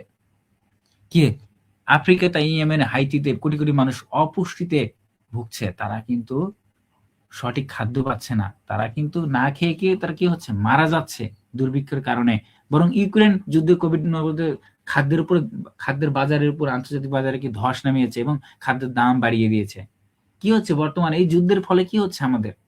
এই যে দুর্ভিক্ষের ফলে কি হচ্ছে দেখেন, কি হাজার হাজার আবাদি কৃষি জমিগুলো নষ্ট হচ্ছে, বৃষ্টির অনিয়ম হচ্ছে, জলবায়ু দুর্যোগ পড়ছে, আমাদের ওজোন স্তর কি হচ্ছে? নষ্ট হচ্ছে। আমাদের এখান থেকে শিক্ষা নাকি মানুষ কেবল রুটিতে নয় বরং ঈশ্বরের বাক্যে বেঁচে থাকে। তাই এই কথাটি শুধু এখানে নয়, দ্বিতীয় বিবরণ ৮ অধ্যায় ৩ পদ বা ৪ পদে লেখা নাই, বরং মথিলিখিত সুসমাচার ৪ অধ্যায় ৪ পদে লেখা আছে। অনেকে হয়তো জানেন, অনেকে জানেন না, এই বিষয়টা আমি জানিয়ে গেলাম। কিন্তু আধ্যাত্মিক শিক্ষা হচ্ছে এখানে মানুষের অহংকার, আত্মনির্ভর ভ্রান্ত ধারণাকে ভেঙে দিচ্ছে। ঈশ্বরের প্রতি যে চ্যালেঞ্জ ছিল, মানুষের যে বর্তমান কৃত্রিম বুদ্ধিমত্তার যে চ্যালেঞ্জ, সেটাকে কি করছে? বিচূর্ণ করে দিচ্ছে। মানুষ কেবল রুটিতে নয় বরং ঈশ্বরের বাক্যে বেঁচে থাকে। অবশ্য তাই, মানুষ কেবল রুটির জন্য নয়। মহামারী হচ্ছে WHO এর তথ্য অনুসারে কি হচ্ছে? 19 লাখ মানুষ মারা যাচ্ছে কোভিড-19 এ, লাখ লাখ মানুষ মারা যাচ্ছে। বিজ্ঞানীরা সতর্ক করেছে মানসিক রোগী হচ্ছে, আত্মহত্যার হার বেড়ে গেছে। কি হচ্ছে? খেতে না পেয়ে সন্তানদের না তাকিয়ে কি করছে? তারা আত্মহত্যা করছে। আমাদের এখান থেকে শিখতে হবে, মানুষ বুঝে গেছে পৃথিবী কোনো নিরাপদ স্বর্গ না, এটা স্থায়ী জায়গা না, বরং হচ্ছে এটা একটা শরীর নয়, বরং একটা আত্মিক প্রস্তুত জরুরি। এটা যদি পার্মানেন্ট আমাদের একটা জায়গা আছে, এই পার্মানেন্ট জায়গা আছে, কে কে জানেন অবশ্যই কমেন্ট করবেন। পার্মানেন্ট জায়গাটা আপনারা ইতিমধ্যে হয়তো জানেন, যীশু খ্রিস্ট বারবার বলে গেছেন সেই পার্মানেন্ট জায়গাটা আমাদের কি। বরং আমি যদি দেখি ভূমিকম্পের মাধ্যমে নানা জায়গায় যে ধ্বংস হয়েছে, তার মধ্যে তুরস্ক সিরিয়ার মাধ্যমে যে ভূমিকম্প হয়েছিল 2023 সালে, 50,000 মানুষ বেশি, তার বেশি মানুষের মৃত্যু হয়েছে। নেপাল, হাইতি, জাপান, এগুলো বিভিন্ন প্রকৃতির ঝাঁকুনিতে বারবার দিচ্ছে, সেগুলোতে মানুষ মারা যাচ্ছে। জলবায়ু পরিবর্তন, হিট ওয়েভ, দাল এবং হচ্ছে বন্যা শুরু হচ্ছে। আমরা দেখলাম আমেরিকাতে কি হয়েছে, দাবানলের কারণে কি হয়েছে? মানুষ মারা যাচ্ছে, ঘরবাড়ি ধ্বংস হচ্ছে। আপনি এই বিষয় সম্পর্কে হয়তো জানেন। হ্যাঁ, এখন আমেরিকার যে সবচাইতে লস এঞ্জেল সবচাইতে বড় জায়গা, যেখানে কোটিপতি বিশ্বের ধনবান লোকেরা থাকে, সেখানে এই প্রাকৃতিক দুর্যোগ দাবানলটি ঘটেছিল। মানুষের অনেক ক্ষতি হয়ে গেছে। এটা আমার কথা না, এটা বাইবেলের কথা। আপনাকে মিলিয়ে নিতে হবে। পৃথিবী এখন কাঁপছে, শূন্য ভাসমান। এই কথাটি কি আমাদের পৃথিবীর চারিদিকে কি আমরা পৃথিবী একটা কি চিরস্থায়ী বাসস্থান নয়। কারণ পৃথিবী আমাদের কি, এটা একটা সাময়িক কারণে। আমরা চাই এমন একটা রাজ্য চাই যেখানে সেই রাজ্য কখনো কাঁপবে না। কারণ সেই রাজ্য আমাদেরকে দেখাচ্ছে বাইবেলের হিব্রু তার 12 অধ্যায় 26 থেকে 28 পদ অনুসারে সেই রাজ্য আমরা চাচ্ছি। সেটা হচ্ছে স্বর্গরাজ্য। সেই এমন এক রাজ্য, সেই রাজ্যের মাধ্যমে আমরা সেটা দেখবো। যীশু খ্রিস্ট একটি কথা বলেছিলেন, সবই প্রসব যন্ত্রণার মাত্র শুরু, কেবল ধীরে ধীরে বাড়ে। যেমন ফ্রিকোয়েন্সি তীব্রতা বাড়ায়, শেষমেশ নতুন প্রাণের জন্ম হয়। যেমন আমরা যদি দেখি ফ্রিকোয়েন্সি, যখন আমাদের মায়েরা যখন সিজার করায়, যখন নর্মাল ডেলিভারি করায়, তখন একটা ফ্রিকোয়েন্সি আপ ডাউন করে। এই ফ্রিকোয়েন্সি যত ধীরে ধীরে শুরু হয়, তত মানে বাড়তে, যন্ত্রণা যত বেশি হবে, তারপরে কি হবে? আমাদের নতুন একটা প্রাণের জন্ম হয় তীব্র। তখন আমরা কি কান্নার কলরব শুনতে পাই, তখন একজন নতুন শিশু জন্ম নিল। বরং এই দুর্যোগগুলো শেষ নয়, বরং শেষের দিকে এগিয়ে চলার একটি চিহ্ন। যীশু খ্রিস্টের যে রাজ্য প্রতিষ্ঠা করেছেন, সেই রাজ্যের প্রতিষ্ঠার একটি পূর্ব প্রস্তুতি চলতেছে। বরং আমরা যদি তাকিয়ে দেখি, আমি বেশি কিছু বলবো না, সময় খুবই সংক্ষিপ্ত বিষয়। যদি আমরা বলতে চাই যে আমাদেরকে খ্রিস্টান হিসেবে আমরা কি করব, বাইবেল আমাদেরকে আগে সাবধান করেছে, ঈশ্বর আমাদেরকে নিয়ন্ত্রণে আছেন, কিন্তু মানব জাতিকে ডাকছেন, জাগো, কারণ তোমাদের মুক্তি কাছাকাছি। আমরা সেই ডাকে কি আদৌ আমরা কি তার ডাকে আমরা সাড়া দিচ্ছি? নয়। এখন সময় এসে গেছে আমাদেরকে আত্মিকভাবে প্রস্তুতি না, পাপ থেকে বিরত হওয়া, যিশুর প্রতি গভীর বিশ্বাস এবং প্রত্যাশায় বেঁচে থাকা। আমরা যদি তার বিশ্বাসী যদি না বেঁচে থাকি, তাহলে কি হবে? এখন আমি বিশ্বের দিকে আপনাদের একটু বলতে চাই, আমাদের দর্শকবৃন্দ যারা আছে, আসলে কি আমার ঘটনা সত্য কিনা একটু তাকিয়ে দেখবেন। পৃথিবীর বুকে খ্রিস্টানরা বেশি সর্বচাইতে নির্যাতিত। কারণ উত্তর কোরিয়ায় মানুষ খেতে পায় না, পারমাণবিক বোমা নিয়ে খুব ব্যস্ত। আপনি চীনের দিকে তাকিয়ে দেখেন, খ্রিস্টানরা কি অবহেলিত। আফ্রিকাতে তাকিয়ে দেখেন, ভারতে তাকিয়ে দেন, ভারতে কি হচ্ছে আমরা রীতিমতো শুনতে পাই। মানুষদের কি হচ্ছে, কিছুদিন আগেকার ঘটনা, এক পাস্টরকে নির্যাতিত করা হচ্ছে, অপমানিত প্রকাশন করা হচ্ছে, কিছুদিন আগে আগুন দিয়ে পুড়িয়ে ফেলা হচ্ছে। আসলে কি এটা আমার কথা, বিশ্বাস থেকে আমরা মূল বিশ্বাসে, সেই বিশ্বাসটা কি বাইবেলের বিশ্বাস, যিশুর বিশ্বাস থেকে আমরা সরে যাচ্ছি। সেটাকে আমরা কি নিজে নিজে ধর্ম ত্যাগ করছি, আমরা নতুন কিছু খোঁজার চেষ্টা করছি। আসলে কি বাইবেল আমাদেরকে এগুলো স্পষ্ট শিক্ষা দিচ্ছে? আমরা কি সেই শিক্ষার মধ্যে এখন আছি? আমাদের বিশ্বাস থেকে কেন আমরা সরে যাচ্ছি, সেটা আমাদেরকে নিজেকে প্রশ্ন করা উচিত। তা আমি আবার একটি বলতে চাই, বিশ্বাসীদের উপর নির্যাতিত হবে, এটা বাইবেল আগে বলে দিয়ে গেছে। বাইবেল এটা বলে দিয়ে গেছে, তোমরা বিশ্বাস করো। মথি 24 অধ্যায় 8 9 থেকে 10 পদ অনুসারে একটা সময় খ্রিস্টানের পরিচয় ছিল মর্যাদার বিষয়, কিন্তু আজ অনেকে জায়গায় জায়গায় খ্রিস্টান নামটি বিপদে পড়ে তার তাকিয়ে আছে। যীশু খ্রিস্টের নামে যদি আগে সতর্ক করেছিলেন তোমরা আমার নামে ঘৃণিত হবে এবং একটি বিচ্ছিন্ন ঘটনা এবং বরং শেষ সময়ের ভবিষ্যৎ স্পষ্ট বাণী হবে। এখন আমরা যীশু খ্রিস্ট ঈশ্বরের পুত্র বলতে ভয় পাই, ঈশ্বরের পুত্র বলতে ভয় পাই, কারণ যদি বলে ঈশ্বরের পুত্র আছে, ঈশ্বর যদি তার বাবা আছে, তার মা তাকে, এই কথায় আমরা উত্তর দিতে পারি না। এ কথার উত্তর দিতে গেলে আমাদেরকে সংকোচ বোধ করি। আমরা প্রকৃতপক্ষে যদি খ্রিস্টান বলে দাবি করি তাহলে খ্রিস্টানিটির আমরা হারিয়ে যাই, কারণ খ্রিস্টানিটিতে আমরা নামে খ্রিস্টান কিন্তু কাজে ক্ষেত্রে খ্রিস্টান। আমরা খ্রিস্টান হচ্ছি কিন্তু অপমানিত হচ্ছে না, আমরা যেখান থেকে অপমান হচ্ছে সেখান থেকে। যীশু খ্রিস্ট আগে বলেছে তোমরা খ্রিস্টান নাম লালন করবে, ধারণ করবে, এমন সময় কি মর্যাদার বিষয় ছিল, কিন্তু এখন আর তা থাকবে না। পিতরকে তিনি বলেছিলেন তোমরা আমার এই ভিত্তির উপরে, তুমি পিতরকে তিনি 3বার জিজ্ঞাসা করলেন তুমি কি রাজি আছো, তুমি করো, তুমি আমার মেষদেরকে চড়াও। পিতরকে জানতেন পিতর কিভাবে মারা যাবেন সে বিষয়টা তিনি পূর্বভাবে তিনি বিস্তারিত আলোচনা করে গেছিলেন। পিতরকে তিনি বলেছিলেন তুমি যখন যেখানে যেতে চাইবে না তোমাকে সেখানে তারা নিয়ে যেতে চাইবে। আমরা যদি আবারও যদি দেখি চীনের ঘটনা, সরি আমরা প্রথমত দেখবো একটু উত্তর কোরিয়ার ঘটনা একটু তাকিয়ে দেখি।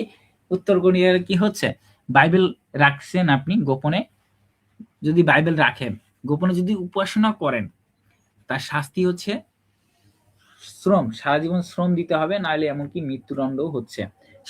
শিশুদের সামনে বিশ্বাসীদের হত্যা করা হচ্ছে। ছোট ছোট শিশুদের সামনে যদি বিশ্বাসীদের হত্যা করা হয় তারা বড় হয়ে কি শিখবে আশা করি আমি তা জানি না। যদি বলতে চাই তারা এই ধরনের কার্যক্রমের সাথে তারা সংযুক্ত হয়ে যাবে।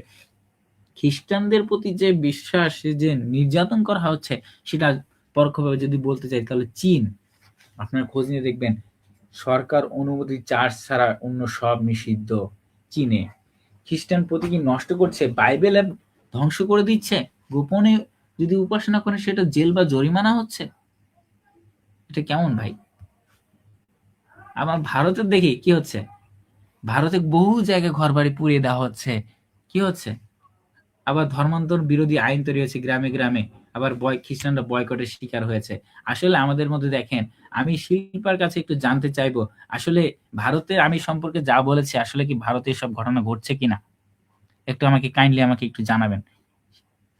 আমাদের বোন শিল্পা আছেন আপনি? হ্যাঁ হ্যাঁ আসলে হ্যাঁ, ভারত এটা তো সম্পর্কে আমি হচ্ছে প্রচুর হুম এসব ঘটনা কি বলুন। ঘরে ঘরে ঘটতেছে, আপনি কি তা পরোক্ষভাবে দেখছেন বা আমাদের বুঝতে পারছেন? কলকাতাতে অতটা হচ্ছে না, কিন্তু মানে বিভিন্ন জায়গায় শোনা যাচ্ছে এবং প্রচুর পরিমাণে এটা হচ্ছে যে ঘর বাড়ি পুড়িয়ে দেওয়ার যে ব্যাপারটা, এটা আমরা কিছুদিন আগে দেখলাম আসামের দিকে হচ্ছিল।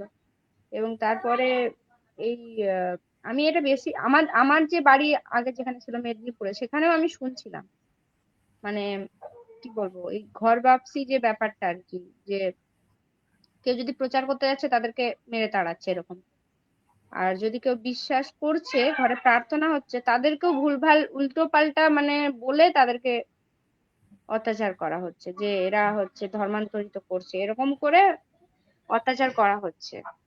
আর এই বয়কটের যে ব্যাপারটা, এটা তো আমিও শিকার হয়েছি, আমার বাবাও শিকার হয়েছে। আমি যখন মানে প্রথম প্রথম যীশু খ্রিস্টকে জেনেছিলাম, তখনই আমার বাবাকে সবাই ধমকাতো যে আমাদের গ্রামে জল নিতে দেবো না, একসাথে আমাদের সাথে জল নেবে না। আর অনেক ভাবে মানে অত্যাচার করার চেষ্টা করেছে, বাট করতে পারেনি। আর হ্যাঁ, ইন্ডিয়াতে এটা প্রচুর পরিমাণে হয়, আমি জানি না বাংলাদেশে কতটা হয়, বাট এখানে হয়, ভালো মতনই হয়।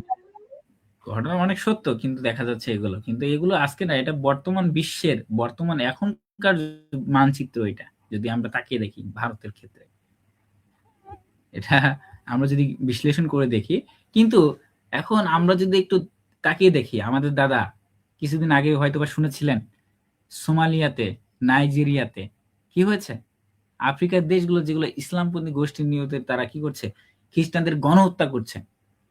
এই যে নাইজেরিয়াতে, সোমালিয়াতে কি হচ্ছে, মানুষদের গণহত্যা শুরু করেছিল, গির্জা করে জ্বালিয়ে দিচ্ছে, চার্চ জ্বালিয়ে দিচ্ছে, আগুন লাগিয়ে দিচ্ছে, মিশনারিদের প্রতি হত্যা করা হচ্ছে, নানা রকম অত্যাচার করা হচ্ছে। তারা দিনের দিন মনে করেন কত, আমি কিছুদিন আগে দেখছিলাম একদিনে 80 জনকে মানুষকে সোমালিয়াতে নাইজেরিয়াতে হত্যা করেছে। এটা খ্রিস্টানদের উপর নির্যাতিত ভাবে বাস্তব বর্তমান। এখানে যদি আমরা দেখি নির্যাতন কেবল শুধু শারীরিকভাবে যদি করা হয় সেটা নির্যাতন না, সামাজিকভাবে বর্জন করে দিচ্ছে, একঘরে করে দিচ্ছে, চাকরি শিক্ষা থেকে বন্ধ করেছে, মিডিয়া সংস্কৃতি থেকে খ্রিস্টীয় মূল্যবোধকে অবজ্ঞা করছে। আপনার একটা প্ল্যাটফর্ম আছে ফেসবুক, সেখান থেকে খ্রিস্টানিটিকে বয়কট করছেন, এটাও একটা কি হচ্ছে নির্যাতন। আবার যদি আমরা দেখি বিশ্বাস থেকে সরে যাওয়া, কি হচ্ছে ধর্মত্যাগ। আসলে ধর্মত্যাগটা কি? আমরা বাইবেল থেকে বিশ্বাস ফিরিয়ে নিচ্ছি, খ্রিস্টানি থেকে পুরানো আপ্রাসঙ্গিক বলে বাদ দিয়ে দিচ্ছি, আমার এটা ফালতু বই, এটা আমার দরকার নাই, এটা আমার জীবনে কোনো কাজেরই না। যীশুখ্রিস্ট সত্য পথ ত্যাগ যে বিষয় জনপ্রিয় মতবাদে ঝুঁকে যাওয়া, কারণ কি বলছে, তোমরা নতুন কোনো মতবাদ পেলে, ডক্ট্রিন পেলে সেই বিষয়ে যাও। কারণ কি, আমি আগে বলেছিলাম gospel of prosperity and life, শুধু কি ধন সম্পদই জীবন, তাই না? এ ধরনের জীবন থেকে মুক্তি পাওয়াটা আমাদেরকে বিরত রাখতে হবে। তাই আমাদের কি বলছে, অধপথে পড়বে তোমরা, পথটি আজকের জন্য গভীর সতর্কতা বাণী রেখে গেলাম আপনাদের জন্য। কারণ কি, আমরা ধর্ম ত্যাগ করছি কেন? আপনার কি মনে হয় যে আসলে আমার পয়েন্টের বাইরে কি আপনার কোনো পয়েন্ট মনে হয় যে আমরা কেন ধর্ম ত্যাগ করছি? আমি পয়েন্টটি বলেছি, সংস্কৃতির চাপ, সামাজিক গ্রহণযোগ্যতার লোভ, সম্পদ নিরাপত্তার জন্য। বাইবেলের কথা বলছে কি, দ্বিতীয় থিকোলসীয় 2 অধ্যায় 3 পদ অনুসারে, প্রথমে ধর্মত্যাগ না হলে সেই দিন প্রভুর আগমন আসবে না। তোমরা ঘরে ঘরে যখন ধর্মত্যাগ করতে শুরু করে দিবে, তখন প্রভুর দিন শুরু হয়ে যাবে। আমরা কি মনে করি যে কারণগুলো, এর বাহিরে কোনো কারণ আছে? যদি কারণ থাকে, আমার হয়তো জানা নাই, আপনারা অবশ্যই জানিয়ে যাবেন। ইব্রাহিম দা, আমি বলবো যে আপনার কি কারণ মনে হয়, এই ব্যতীত আরো কোনো কারণ মনে হতে পারে?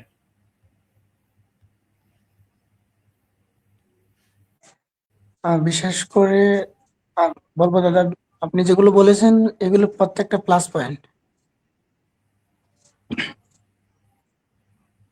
আর হ্যাঁ, তার অবশ্যই। কারণ দেখতেছি না, যেগুলো বলেছেন সবগুলোই পারফেক্ট। একটাও ফেলে দেওয়ার মতন না। না, হ্যাঁ, ধন্যবাদ আপনাকে। আবার একটা বিষয় দেখবো, আজ যে খ্রিস্টান নাম মাত্র কি বিশ্বাসের সময় নয়। কি হচ্ছে, খ্রিস্টান নাম আর্থিকভাবে শক্তিতে দৃঢ় থাকতে হবে, প্রভুর জন্য কি করতে হবে, ভোগ করতে হবে। কি ভোগ করতে হবে? নির্যাতিত হওয়া, তাই না? সত্যি স্থির থাকতে হবে। যীশু খ্রিস্ট কথা বলেছেন, যে শেষ পর্যন্ত থাকবে সে আমার নামে উদ্ধার পাবে, তাই না? মথি 24 অধ্যায় 13 পদ অনুসারে। অতএব আমরা শেষ পর্যন্ত স্থির থাকবো, সেই ক্ষমতা ধৈর্য আমাদের মধ্যে ঈশ্বর আমাদেরকে দেন। এই সময় আমাদেরকে একটা কথা চিন্তা আসতে পারে সকলে, আসলে এই সময় আমাদের কি করণীয় কি? আমরা কি করতে পারি? এত ঘটনা ঘটে গেল, তাহলে আমাদের কি এখন কি করা উচিত? আত্মিক যুদ্ধ ও প্রার্থনা, সর্বদা কি করো? প্রার্থনা করো, এবং আত্মার মধ্য দিয়ে প্রার্থনা করো, এবং আত্মার মধ্যে আত্মা যখন তুমি ঈশ্বরের সাথে যোগাযোগ করবে, সেই যোগাযোগটার জন্য দৃঢ় হয়, এবং কথা বলাটা বাড়িয়ে দাও। ইফিসীয় 6 অধ্যায় 10 থেকে 18 পদ অনুসারে আমরা এটা পাই, যে এই সময় আমরা কি করব। সেই সময় চিহ্নগুলো দেখি যদি আমরা দেখতে পাই, মথি 24 অধ্যায়, থিকোলসীয় 2 অধ্যায়, এবং তিমোথেয় 2 অধ্যায়, এবং প্রকাশিত বাক্য থেকে আমরা যেগুলো পেয়েছি সেগুলো আপনাদের সময় বললাম। কিন্তু এখন কি ভবিষ্যৎবাণী, যে একটু আগে কথা বললেন আমাদের জেমস দা, আসলে হ্যাঁ, কিন্তু ঘটনা হচ্ছে শেষ সময়ের চিহ্ন, নোট বাই পয়েন্টেড। এখানে আমি যে বিষয় নিয়ে আলোচনা করলাম আপনাদের সামনে, এগুলো আসলে সত্য, এগুলো আপনি একটাকে বাদ দিতে পারবেন না। কারণ যীশু খ্রিস্ট বলেছিলেন, আমি একটু আমাদের শিল্পা দিদিকে বা আপুকে বলবো যে আসলে এই ডিসপ্লেতে দেখেন যে যীশু খ্রিস্টের কথা আর বর্তমান পরিস্থিতির কথা হুবহু মিল আছে কিনা, একটু মিলাবেন, আপনি পড়ে শোনান তো। হ্যাঁ, এখানে যিশু বলেছিলেন যে মিথ্যা খ্রিস্টেরা আসবে, যুদ্ধ গুজব এবং দুর্ভিক্ষ মহামারী হবে। আর যদি বর্তমান পরিস্থিতি দেখি, যে ওখানেও বিশ্বব্যাপী যুদ্ধ হচ্ছে, আমরা এখন দেখছি ইউক্রেন, গাজা এবং বিভিন্ন যে ইরান, এখানে। আর তিনি বলেছিলেন যে ভূমিকম্প, প্রাকৃতিক দুর্যোগ, ধর্মত্যাগ ও গির্জার বিভাজন হবে, যেটা সত্যই এখন আমরা দেখতে পাচ্ছি। এবং তারপরে বিশ্বাসীদের প্রতি ঘৃণা ও নির্যাতন, মিথ্যা নবীদের উত্থান হবে, সেটাও হচ্ছে এখন। বিশ্বাসীদের প্রতি ঘৃণা প্রচুর বেড়ে গেছে, এবং প্রেম অনেকটাই, মানে অনেকের মধ্যে শীতল হয়ে যাবে। সত্যি এখন আর মানুষের মধ্যে প্রেম খুবই দুর্লভ হয়ে গেছে। সবাই স্বার্থপর হয়ে গেছে এখন, বেশিরভাগ। আর বর্তমান পরিস্থিতিতে যদি আমরা দেখি, কিছুদিন আগে কোভিড-19 গেল এবং বিশ্বব্যাপী যুদ্ধ যেটা বললাম, আর ভবিষ্যতের মহামারীরও মানে এখন হতে পারে বলে আমরা শুনছি, এবং খ্রিস্ট ধর্মের উপরে প্রচুর আক্রমণ বেড়ে গেছে এবং অধিক প্রযুক্তি ও মানবিকতা হ্রাস পাচ্ছে।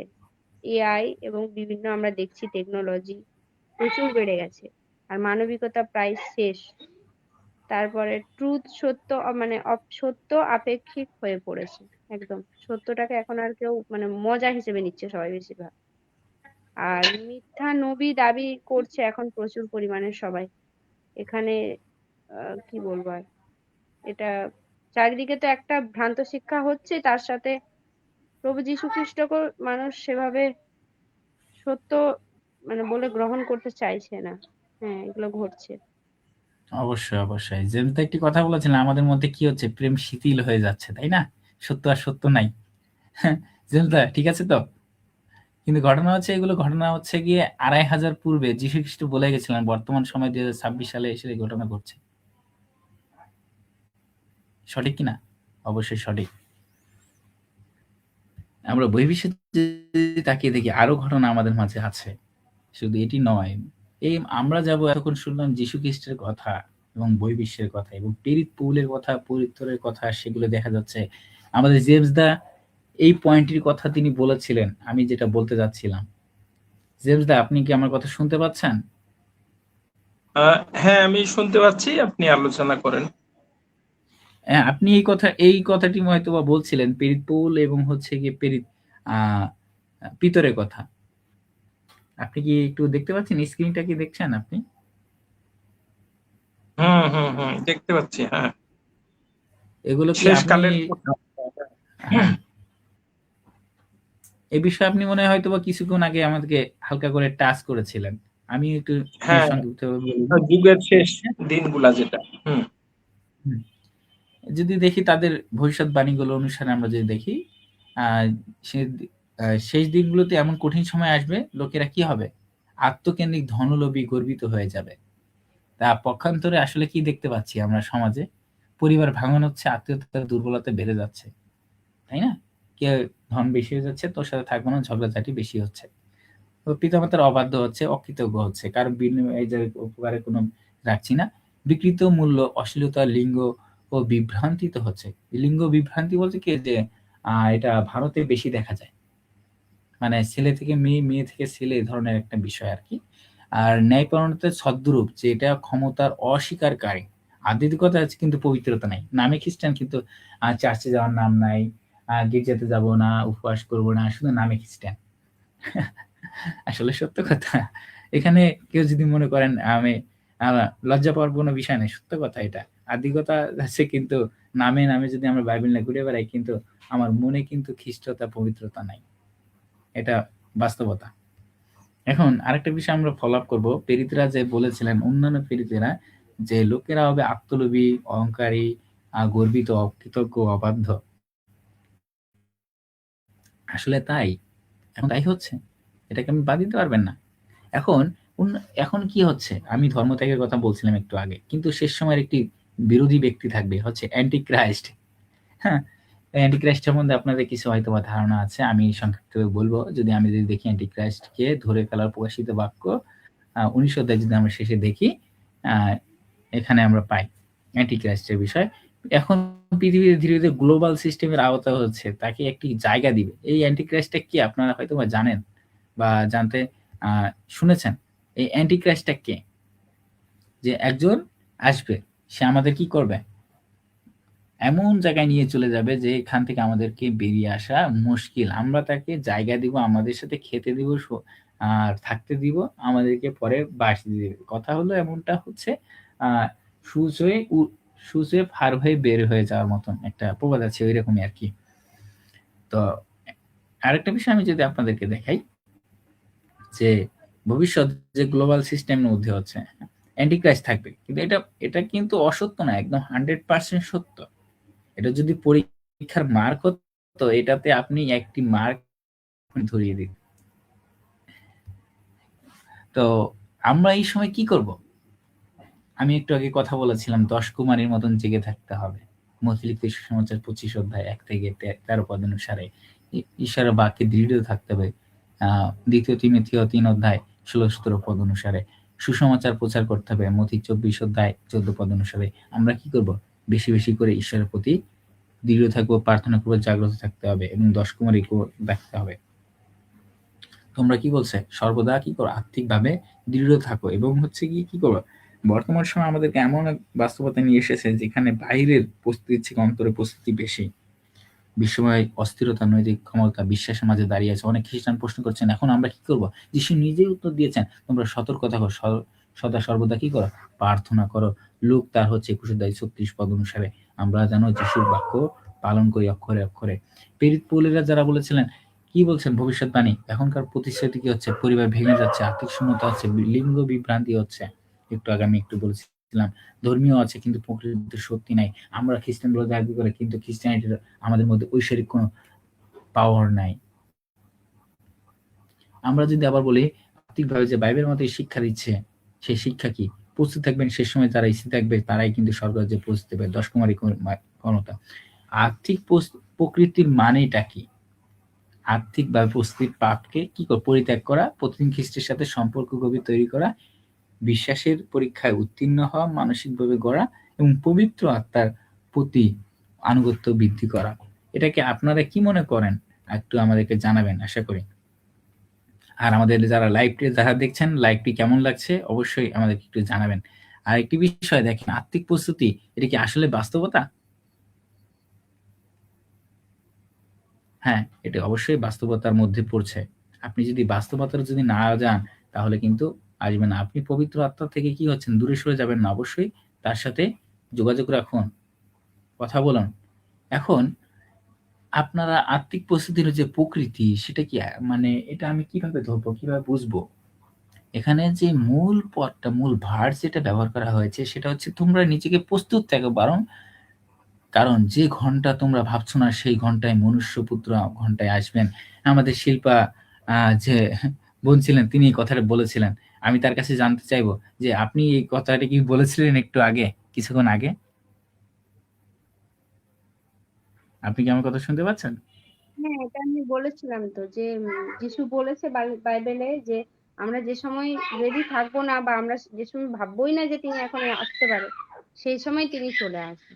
কারণ তিনি বলেছে যে আমি চোরের মতন আসবো। কারণ চোর যখন আসবে সেটা যদি গৃহকর্তা অলরেডি জানে তাহলে সে তো রেডি হয়ে থাকবে, কিন্তু চোর এমন সময় আসবে যখন গৃহকর্তা রেডি নয়। সেই ঘন্টা কখন আসবে না, এটি মথিলিখিত সুসমাচার তার হচ্ছে 24-44 পদ অনুসারে এটি ঘটনাটি ঘটবে। অতএব আমাদের কি করতে হবে? নিজেদেরকে প্রস্তুত রাখতে হবে। আমরা কি করব? আমরা কেন প্রার্থনায় এত জোর দিব? প্রার্থনার প্রতি আমাদেরকে আত্মিকভাবে কি করতে হবে? আমরা যদি দেখি ইফিসীয় 6 অধ্যায় 18 পদ অনুসারে কি করছে? আত্মিক যুদ্ধ হতে পারে একটা, তাই না? আত্মিক যুদ্ধ কি মানে আত্মিকভাবে যে পোশাক পরিস্থিতির একটা কথা আছে। তোমরা আত্মিক পোশাকে কি হও? সজ্জিত হও। যেটা আমরা এফেসীয় 6 অধ্যায় যদি পড়ি তাহলে পেয়ে যাব। প্রার্থনার মাধ্যমে ঈশ্বরের শক্তি পাবো, তাই না? ফিলিপিও 4 অধ্যায় 6-7 পদ। আমি আরেকটা পদ জানি, ফিলিপিও 4 অধ্যায় 4 পদ। আমি বলি আমি কি বললাম, আমি প্রভুতে সবকিছু করতে পারি, এরকম একটা বিষয়। ভার্সটা আমার একটু মনে পড়ছে না যদিও বা। সদাপ্রভুতে আমি সবকিছুই করতে পারি না, এরকম কিছু একটা। তো আমাদের একটা বিষয় আছে কি দেখেন, যে কলসীয় 4 অধ্যায় 2 পদ অনুসারে আমাদেরকে সবসময় প্রার্থনার মাধ্যমে কি করতে হয়? জাগ্রত থাকতে হবে, 10 কুমারীর মতন। আমি বারবার বলছি এটা, কারণ প্রয়োজন আমাদের জন্য। ধৈর্য সহকারে শেষ সময়ের জন্য একান্ত প্রয়োজনীয় আমাদের বিষয়। প্রার্থনা কেন করবেন আপনি?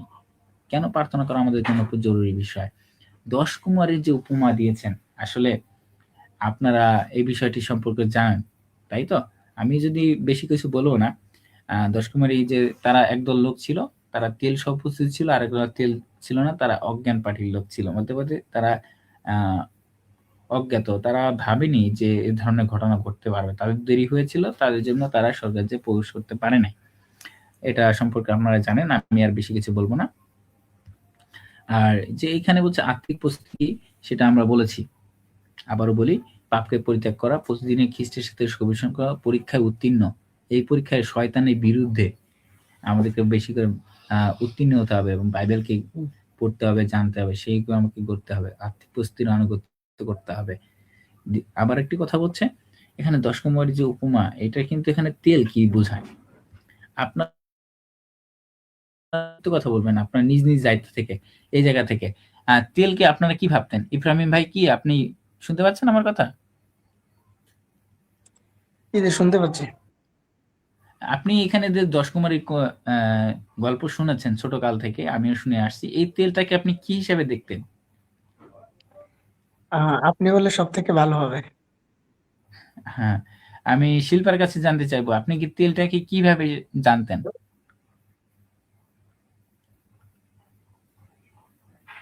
কি বলবেন তেলটাকে? এই যে 10 কুমারী যে মহিলার, এই তেলটা কি হিসেবে জানতেন? কি প্রতীক হিসেবে আপনি বুঝতে পারতেন, বা আপনার কাছে কি মনে হতো এই আমি তেলটার বুঝতে বিষয় নিয়ে? পারতাম যে এই তেলটা হচ্ছে আহ ঈশ্বরের যে কি বলবো বাক্য আর কি, ঈশ্বরের বাক্যটাকে পালন করা বা বাক্যটাকে হৃদয়ে ধারণ করা, আমি এটা জানতাম। আমি যেটা বলি, আহ এই তেল এখানে যে ব্যবহার করা হচ্ছে বাইবেলে, এই তেলটা হচ্ছে পবিত্র আত্মার উপস্থিতি। যখন তারা তেল নিতে হারিয়ে গিয়েছিল, তখন পবিত্র আত্মা যদি আমাদেরকে সাপোর্ট, আমরা যদি হারিয়ে যাই, আমরা যদি বিষণ্ণ হয়ে যাই, তখন আমাকে পবিত্র আত্মার উপস্থিতি গ্রহণ করতে হবে, পবিত্র থেকে ডাকতে হবে। তখন পবিত্র আত্মা আমাদের মাঝে আসলে আমি আরো শক্তিশালী হব এবং ধারাবাহিক কি করতে হবে? প্রার্থনা করতে হবে। তারা কি করছিলেন? যখন আমি একা থাকবো তখন কি করবো? প্রার্থনা করব এবং পবিত্রতায় কি করে জীবন যাপন করব। যারা এখনো শিক্ষা নিচ্ছে না, এইসব দেখার পরেও, আমাদের লাইভটা দেখার পরেও, তারা কিন্তু সুযোগ নাও পেতে পারে। লটারির মতন কিন্তু বিষয়টা, তাই না? সময় আসে, সময় কিন্তু আসে, কিন্তু সময়কে কি অনেকে হাতছাড়া করে ফেলে দেয়। আমি একটু জোকস আকারে বললাম আসলে, কিন্তু ঘটনা হচ্ছে প্রস্তুতির সময় আছে আমাদের এখনো। যদি আমরা এটা অবহেলায় যদি কাটিয়ে দিই, আসলে সেই অবহেলা থেকে কিন্তু আমরা পরে সুযোগ নাও পেতে পারি। 10 কুমারীর যে 5টা কুমারী যারা ছিল, যারা স্বর্গ রাজ্যে প্রবেশ করতে পারেন, তাদের মতন আমাদের একটি অবস্থা হতে পারে। আমি ছোট করে দেখাতে চাই এখানে আমাদের প্রার্থনা অনুতাপ কি দেখায়। আমাদের খ্রিস্টীয় জীবনে জীবনের 6টি দিক আছে। কয়টি দিক? 6টি দিক। কি কি? অনুতাপ, বাক্যপাঠ এবং প্রার্থনা, পবিত্রতা, মণ্ডলীতে অংশগ্রহণ, সুসমাচার প্রচার করা। আপনি অনুতাপ করবেন, আপনি সারাদিন একটি কাজ করলেন। আমি ছোটবেলায় গল্প শুনতাম, আমি যখন একটি লোক ছিল ডাকাত, সে জীবনে অনেক ডাকাতি করেছে। যখন যিশুর সন্ধান পায়, সুসমাচার পায়, সে কি করেছিল? সে করেছিল কি জানেন? সে একটি কালো হার্ডবোর্ডের মধ্যে একটি সাদা পিনগুলো ছিল, ওই পিনগুলো দিয়ে তিনি করতেন, একটি ভালো কাজ করতেন আর একটি খারাপ কাজ করতেন। ওইটাকে সে একদিন একদিন করে মুছে দিতেন। এমন সময় এমন পরিস্থিতি হলো যে সেই পরিস্থিতি সাদা, এই কালো বোর্ডটায় সাদা, একদম সাদা সাদায় পরিপূর্ণ হয়ে গেল। তখন সে বুঝতে পারলো যে আসলে আমার মধ্যে আর পাপ নেই। তখন সে উপলব্ধি করতে পেরেছিল। তেমনি আমরা বাইবেলকে নিয়মিত অধ্যয়ন করব। আমরা বাইবেলকে কি করবো? নিয়মিত অধ্যয়ন করব এবং বাইবেলকে নিয়মিত পাঠ করব, যেন বুঝে শুনে পাঠ করতে পারি এবং জানতে পারি।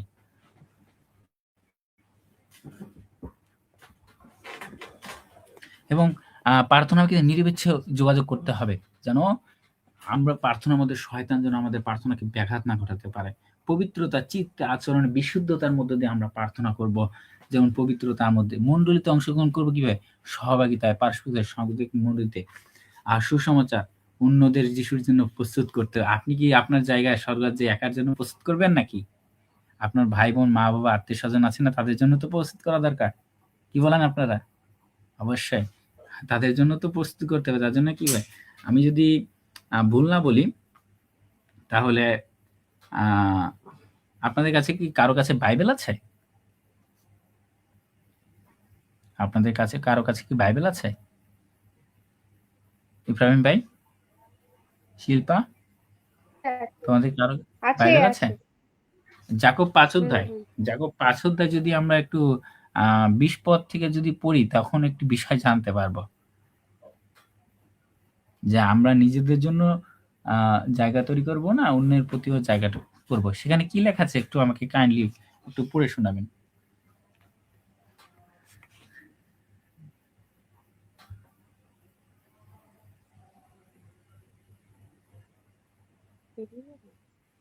হ্যালো, হ্যাঁ, শুনতে পাচ্ছি, বলেন।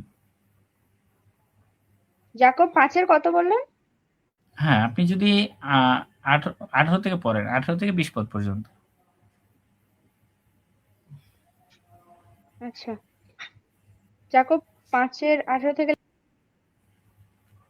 20।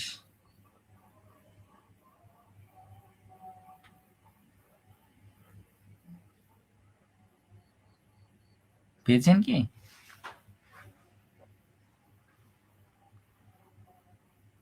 আচ্ছা, আমার কথাটা শোনা যাচ্ছে কি? শোনা যাচ্ছিল না, না? এখন শুনতে পাচ্ছি, আগে শুনতে পাইনি। ও, আমি বেরিয়ে যাচ্ছি বলে, মানে আমি তো ফোনের বাইবেলে পড়ছি, হার্ড কপিটা মানে আমি ঠিক দূরে আছে, আছি ঠিক আর আছে, কি। দরকার নাই, সমস্যা নাই। ওকে, ঠিক আছে, দরকার নেই। আমি আপনারা যারা যারা পড়ে নেবেন। এখন কথা হচ্ছে জেগে থাকো, কারণ সেই দিন তোমরা ঘন্টা জানো না, প্রভু দেরি করছেন, কোনদিন আসবেন। আমাদেরকে প্রশ্ন হলো, আপনি কি আপনার জায়গা থেকে আপনি কি এখনো প্রস্তুত আছেন? আপনি নিজেকে প্রশ্ন করেন, আপনি কি আপনার জায়গাতে প্রস্তুত আছেন, না আপনি সেই লোকদের জন্য আছেন? এই শেষ সময় যেটা বলছিলাম আমি, হ্যাঁ, যেটা প্রযুক্তির শেষ সময় আর কি। প্রকাশিত বাক্য 13 অধ্যায়ে একটি ভবিষ্যৎবাণী আছে, সেই পশুকে সকলে চিহ্নিত করে দিবে, যাতে কেউ কেনা বেচা না করতে পারে। ভালো করে নেবেন, আপনারা পরটি ভার্সটি মনে রাখবেন। বুঝতে পেরেছেন যে সেই পশু। এখন শেষ সময় প্রযুক্তির কি কি বলছে আপনারা ইতিমধ্যে হয়তো বা জানেন। কৃত্রিম বুদ্ধিমত্তা, অর্থাৎ হচ্ছে এআই, আবার ডিজিটাল কারেন্সি, বায়োমেট্রিক পদ্ধতি, আর নাম্বার 1 যেটা বলছে কি, 1 নং হচ্ছে ওয়ার্ল্ড গভর্নমেন্ট ধারণা, তাই না? সবকিছু ধীরে ধীরে অবকাঠামো তৈরি হচ্ছে। এগুলো কি বায়োমেট্রিক, যেগুলো সবকিছুতে আমরা বায়োমেট্রিক দেখতে পাচ্ছি। ডিজিটাল কারেন্সি মানে এখন কি করছে, ডিজিটাল ভাবে কি লেনদেন শুরু করে দিচ্ছে। এগুলো কি হচ্ছে, সরাসরি হচ্ছে কি? অবশ্যই হচ্ছে। আজ আমাদের প্রস্তুতি কেমন? আমরা আসলে অলস হয়ে পড়ছি না অন্য কিছু? নিজেকে প্রশ্ন করতে হবে। আসলে এই যে এটা হচ্ছে মূল বিষয়। আমরা আসলে প্রার্থনায় সময় দিচ্ছি না, কেবল সোশ্যাল মিডিয়াতে ডুবে আছি? আপনি নিজেকে প্রশ্ন করুন। আমার কথা শুনতে হবে না, আপনি নিজেকে প্রশ্ন করুন আজকে। আপনি বেশি সময় দেন প্রার্থনায় না সোশ্যাল মিডিয়াতে বেশি সময় দেন? একটু নিজেকে প্রশ্ন করে দেখেন। আজ আমরা একটা কথা স্মরণ করব, সত্য কথা। আপনারা কি জিনিস জানেন না, স্মরণ করে রাখবেন। আপনি যিনি আসছেন তিনি দেরি করছেন না, তিনি ধৈর্য ধরছেন। কারণ আমরা যেমন সবসময় কি করি, অনুতাপ করি, আমাদের পাপ স্বীকার করি। কারণ দ্বিতীয় পিত দ্বিতীয় পিত 3 অধ্যায় 9 পদ অনুসারে তিনি দেরি করছেন না, তিনি আমাদেরকে ধৈর্য ধরাচ্ছেন, যেন আমরা সঠিক সময় আমরা যেন অনুকরণ আমাদের সঠিকটা বুঝতে পারি। এখন আমি যে কোনো সময় প্রস্তুত হতে পারে, তো আপনি প্রস্তুত হলে তো আমি তো প্রস্তুত, আপনি কি? আপনি, আমি যদি বলি আপনার কাছে আত্মিকভাবে কি এখন সময় বিশুদ্ধ করার, পবিত্র আত্মা পূর্ণ হওয়ার, প্রার্থনায় ধৈর্য এবং দৃষ্টি থেকে জেগে থাকো, প্রভু আসছেন। আসলে সত্য। আমরা কোন জায়গায় কি নিব, আমরা কিভাবে প্রস্তুতি নিব? 10 কুমারী ভয় নয়, এই নয় সেই নয়। অবশ্যই আমরা যেন সেখান থেকে বুঝতে পারি। আপনারা যদি দেখেন যে আমি এগুলো অলরেডি পাঠ করেছি এবং আলোচনা করেছি, আপনার যদি আরো বেশি লাগে অতিরিক্ত আমাকে বলবেন, আমি এটা শেয়ার করে দেওয়ার চেষ্টা করব। আর যেটা আমি শেষ সময় বলি, যিশু আসছেন। যিশু কিভাবে আসছেন? তোমরা সে যখন সবকিছু চিহ্ন শুরু হবে তখন জানতে পারবো তিনি দরজার কাছাকাছি। মার্ক 13 অধ্যায় 29 পদ। আর চারপাশে যা কিছু করছে অপ্রাকৃতিক নয়, বরং পূর্ব নির্ধারিত বাইবেল ভবিষ্যৎবাণীর অংশ। এখন আত্মিকভাবে যে প্রস্তুত হওয়া এবং অন্যদেরকে আগমনের দৃঢ় রাখা, যেটা আমি জাকব 5 অধ্যায় যেটা বলেছিলাম 18 থেকে 20 পদ অনুসারে, সেটা পাঠ করা হয়নি, অতি দুঃখিত। আমরা শেষ পর্যায়ে, আজকে লাইভের শেষ পর্যায়ে একান্ত চলে আসছে। আজকে লাইভের শেষ করছি এখানে, কিন্তু পরবর্তী লাইভে আপনার সাথে আবারও দেখা হবে। আবার কিন্তু আনন্দ জানাচ্ছি, পরবর্তী পরবর্তী যে বিস্তারিত আলোচনা করব ফেসবুক পেজ থেকে, বুঝছেন? আর আপনারা বাইবেল পড়াশোনার পাশাপাশি পাস্টর জনসন সরকার অফিসিয়াল পেজটি ভিজিট করবেন এবং শিল্পা কর্মকার পেজটি অবশ্যই আপনারা ভিজিট করবেন। এবং আমি শেষ কথায় বলবো, সাথে থাকুন। ওয়েবসাইট খ্রিস্টবিরোধীদের সাথে জবাব দিতে থাকবেন এবং যুক্তি নিরোধক প্রশ্ন পরবর্তী সময়ে প্রভু যীশু খ্রিস্টের আশীর্বাদ এবং থাকুক সহিত আপনাদের সঙ্গে থাকুক। আজকের যে বিষয়টা আমরা আলোচনা করছিলাম, যে আমি আজকে প্রেজেন্টেশন। আপনার হয়তো লাইভটি অনেক দীর্ঘ মনে হয়ে গেছে। দুঃখিত, আমার লাইভ করার কথা ছিল ১ ঘন্টা, তাও অনেকক্ষণ হয়ে দাঁড়িয়েছে। এখন আমি সংক্ষিপ্তভাবে আমাদের উপস্থিতি যারা আছেন তাদের থেকে শুনতে চাইবো এবং কমেন্টগুলো পড়ে আমি আজকে লাইভটি শেষ করে দিব। তো যাই হোক, আমি তাদের থেকে ছোট, ছোট করে মতামত নিব। আজকে আমাদের লাইভটি কেমন ছিল? আসলে আমাদের সময় কি এখন লাইভটি প্রযোজ্য কিনা? তো প্রথমত আমি আমাদের শিল্পা বোনের কাছে যাব, তারপরে ইফরামিম ভাইয়ের কাছে যাব, তারপর জেমস দার কাছে যাব, তারপর আমাদের দর্শকবৃন্দদের কমেন্টগুলো পড়ে জবাব দিয়ে চলে যাব আশা করি। তো শিল্পা, আপনি কি আমার কথা শুনতে পাচ্ছেন? আজকের লাইভটি আপনার কাছে কেমন লেগেছে? আসলে আমাদের জন্য এই লাইভটি কতটা গুরুত্বপূর্ণ ভূমিকা রাখে? হ্যাঁ, অবশ্যই আমাদের এই বিষয়গুলো নিয়ে প্রচুর মানে আলোচনা করা উচিত। শুধু একটা লাইভেও হবে না, অনেকগুলো লাইভ করা দরকার। বিকজ প্রথমের দিকে যে বিষয়টা আমরা দেখলাম যে আহ, আমাদের এই ভ্রান্ত শিক্ষক প্রচুর পরিমাণে বেড়ে গেছে চারিদিকে, এবং এই বিষয়গুলো নিয়ে যদি মানুষকে সচেতন না করা হয়, তাহলে যেভাবে অনেক মানুষ ভ্রান্ত অলরেডি হয়ে গেছে, সেভাবে একের পর এক মানে হতেই থাকবে, এবং তাদের সংখ্যাটা অনেকটা বৃদ্ধি পেয়ে গেছে অলরেডি। তার কারণ একটাই, যে প্রথম থেকে সচেতন করা হয়নি। আমাদের ব্যাপারটা যদি আমি বলি, আমরা যেমন আমরা চার্চে যাই, আমার পার্থদা আমাদেরকে এই বিষয়গুলো আজ থেকে প্রায় 7-8 বছর আগের থেকে আমাদেরকে অ্যালার্ট করে রেখেছে। তার জন্যই আমাদের এতবার এনকাউন্টার হয়েছে ওই সব লোকজনদের সঙ্গে, কিন্তু আমরা ভ্রান্ত হইনি। আমাদেরকে বাইবেল থেকে অনেক বোঝানোর চেষ্টা করেছে। প্রথমের বিষয়টা, এই সচেতনমূলক লাইভ করা বা ভিডিও বানানো খুব দরকার, খুবই দরকার। মানুষকে আপনি সামনের থেকে বলবেন, মানুষ অতটা শুনতে চায় না, কিন্তু আপনি যদি লাইভ করেন বা ভিডিও করেন, এখন বেশিরভাগ মানুষই সোশ্যাল মিডিয়াতে বেশি অ্যাক্টিভ। তো এটা একটা আমাদের কাছে খুব দরকার, এবং খুবই সুযোগ একটা আমাদের এই লাইভটা করা এবং ভিডিও বানানো আমাদের খুব দরকার, বা পোস্ট করা। আর পরের দিকে যে আমরা বিষয়গুলো জানলাম, এগুলো আমাদের বিশ্বাসীদের জন্য যথেষ্ট দরকার। যে সত্যি এটা আমি নিজের থেকে স্বীকার করছি, যে আমি প্রার্থনাতে যত না সময় কাটাই, এখন আমি সোশ্যাল মিডিয়াতে বেশি। হ্যাঁ, সোশ্যাল মিডিয়াতেও ঈশ্বরেরই কাজ করি, বাট পার্সোনাল প্রেয়ারটা আমার অনেক কমে গেছে। যেটা আমি একটা টাইমে, আজ থেকে প্রায় 3-4 বছর আগে, 1 ঘন্টা 2 ঘন্টা কি তারও বেশি মনে হতো যে না, আমি পার্সোনাল প্রেয়ার করি, ঈশ্বরের সঙ্গে অনেকক্ষণ বসে থাকি। কিন্তু এখন আমাকে শয়তান এমন ব্যস্ত করে দিয়েছে, সে কাজের মাধ্যমে, বাচ্চা বা বিভিন্ন ভাবে, আমি ঈশ্বরের সঙ্গে সত্যি বসতে অতটা টাইম পাই না। বা টাইম মানে পাই না বললে ভুল হবে, টাইম করে নিতে হয়। আগেও টাইম পেতাম না, কিন্তু বসতাম। আর আমাদের বিশ্বাসীদের এই অ্যালার্ট করার খুব দরকার। এই লাইভটা ঢুকে আমারও মনে হয় যে ঈশ্বর আমার সঙ্গে কথা বলছে, বা ঈশ্বর আমাকে বলছে যে তুমি শিল্পা এখন আমার সঙ্গে সত্যি বসো না। আর আগে যেভাবে বসতে, আগে যেভাবে আমার সঙ্গে পার্সোনাল প্রেয়ার করতে, এখন আর করো না। এখন সত্যি আমি সোশ্যাল মিডিয়াতে বা কাজে প্রচুর ব্যস্ত হয়ে গেছি, ফ্যামিলিকে নিয়ে। বাচ্চা হয়ে গেলে আরো মানে মারা আরো ব্যস্ত হয়ে যায়। তো সত্যি খুব ভালো লাগলো লাইভটা, এবং একটু হলেও মানে অনেকটাই মনের ভেতরে মানে নাড়া দিল। ধন্যবাদ তার জন্য আপনাকে। আমি আপনার কাছে একটা প্রশ্ন করব। এই লাইভ থেকে কি আপনার কি কখনো নিজেকে, আজকে এই লাইভে থাকাকালীন আপনাকে নিজেকে প্রশ্ন করতে শিখে গেছেন এই বিষয়টি? হ্যাঁ, হ্যাঁ, হ্যাঁ, নিজেকে প্রশ্ন করছিলাম, এবং অসংখ্য নিজেকে প্রশ্ন করা দরকার। এটা আমি আগেও অসংখ্য করি, ধন্যবাদ। মানে আমি সবসময় নিজেকেই মানে টোকা মারি। লোকের দোষ ধরার থেকে আমার মনে হয় নিজের দোষটা ধরা বেটার, তাহলে আমারই লাভ এখানে। অসংখ্য ধন্যবাদ। হ্যাঁ, আমরা ইব্রাহিম ভাইয়ের কাছে যাব।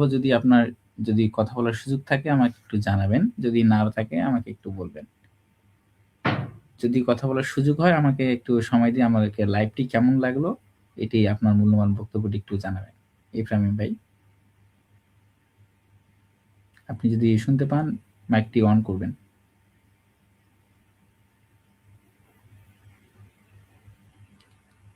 ঠিক আছে, তাহলে আপনি যেহেতু আহ, ঠিক আছে, ধন্যবাদ আপনার মূল্যবান তথ্য দেওয়ার জন্য।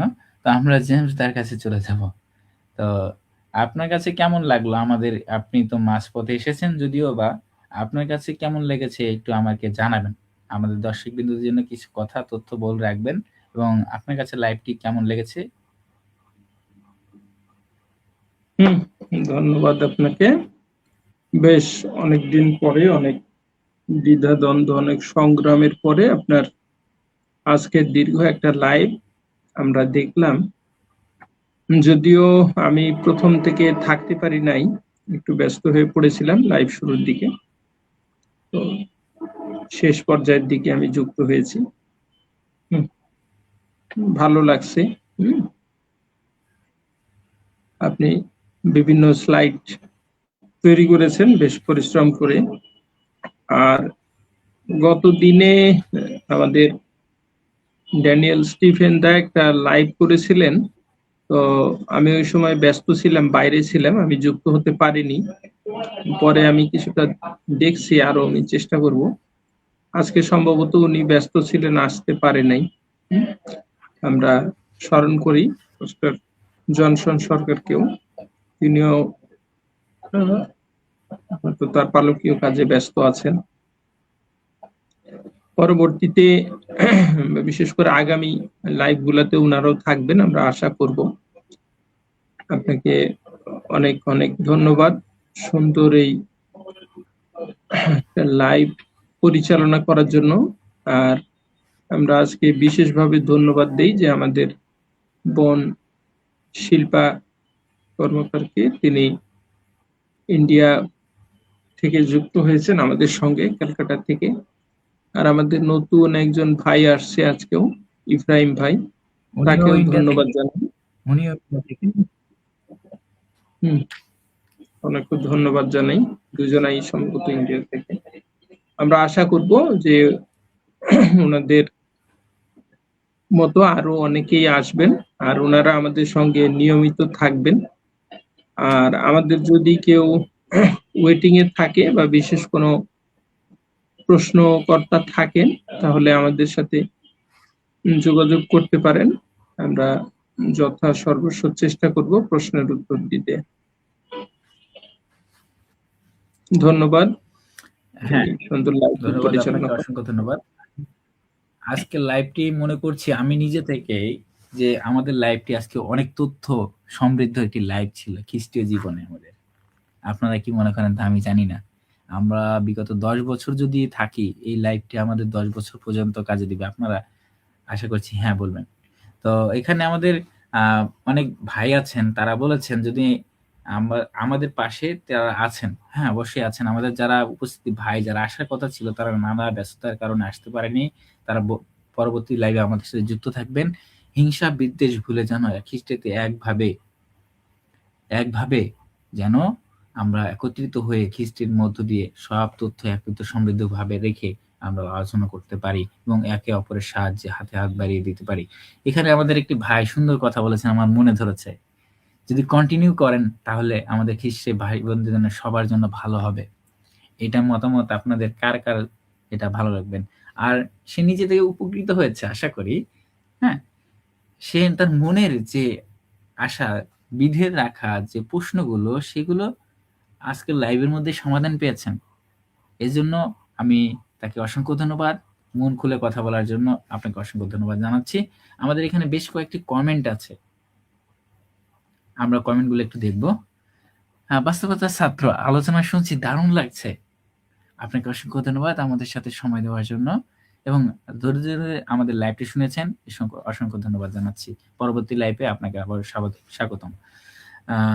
এখানে আরেকজন দেখেছি আমরা পেয়েছি, শিল্পা নাইয়া, খুব ভালো লাগছে, জয় যিশু। আপনাকে অসংখ্য ধন্যবাদ, আপনি আমাদের লাইভ জুড়ে ছিলেন, আপনাকে ধন্যবাদ জানাচ্ছি। এখানে আরেকজনকে পাচ্ছি আমরা, মৌমিতা পোড়ালি মনে হয়, ঈশ্বরকে ধন্যবাদ হোক। আপনাকে ধন্যবাদ, ঈশ্বর আপনাকে এই আমাদের লাইভে যুক্ত করতে পেরেছেন কমেন্টের দ্বারা। আপনাকে অসংখ্য ধন্যবাদ, আপনার পরিবার আত্মীয় স্বজনকে ভালো রাখুক। এখন একটি কথা তিনি আমাদের কাছে যাচনা করেছেন, হয়তো বা না আমাদের কাছে, ঈশ্বরের কাছে করেছেন, ঈশ্বর যেন আমাকে সন্তান দান করে। অবশ্যই আমি এই বিষয়ে জেমস দাকে কিছু বলার জন্য অনুরোধ করব।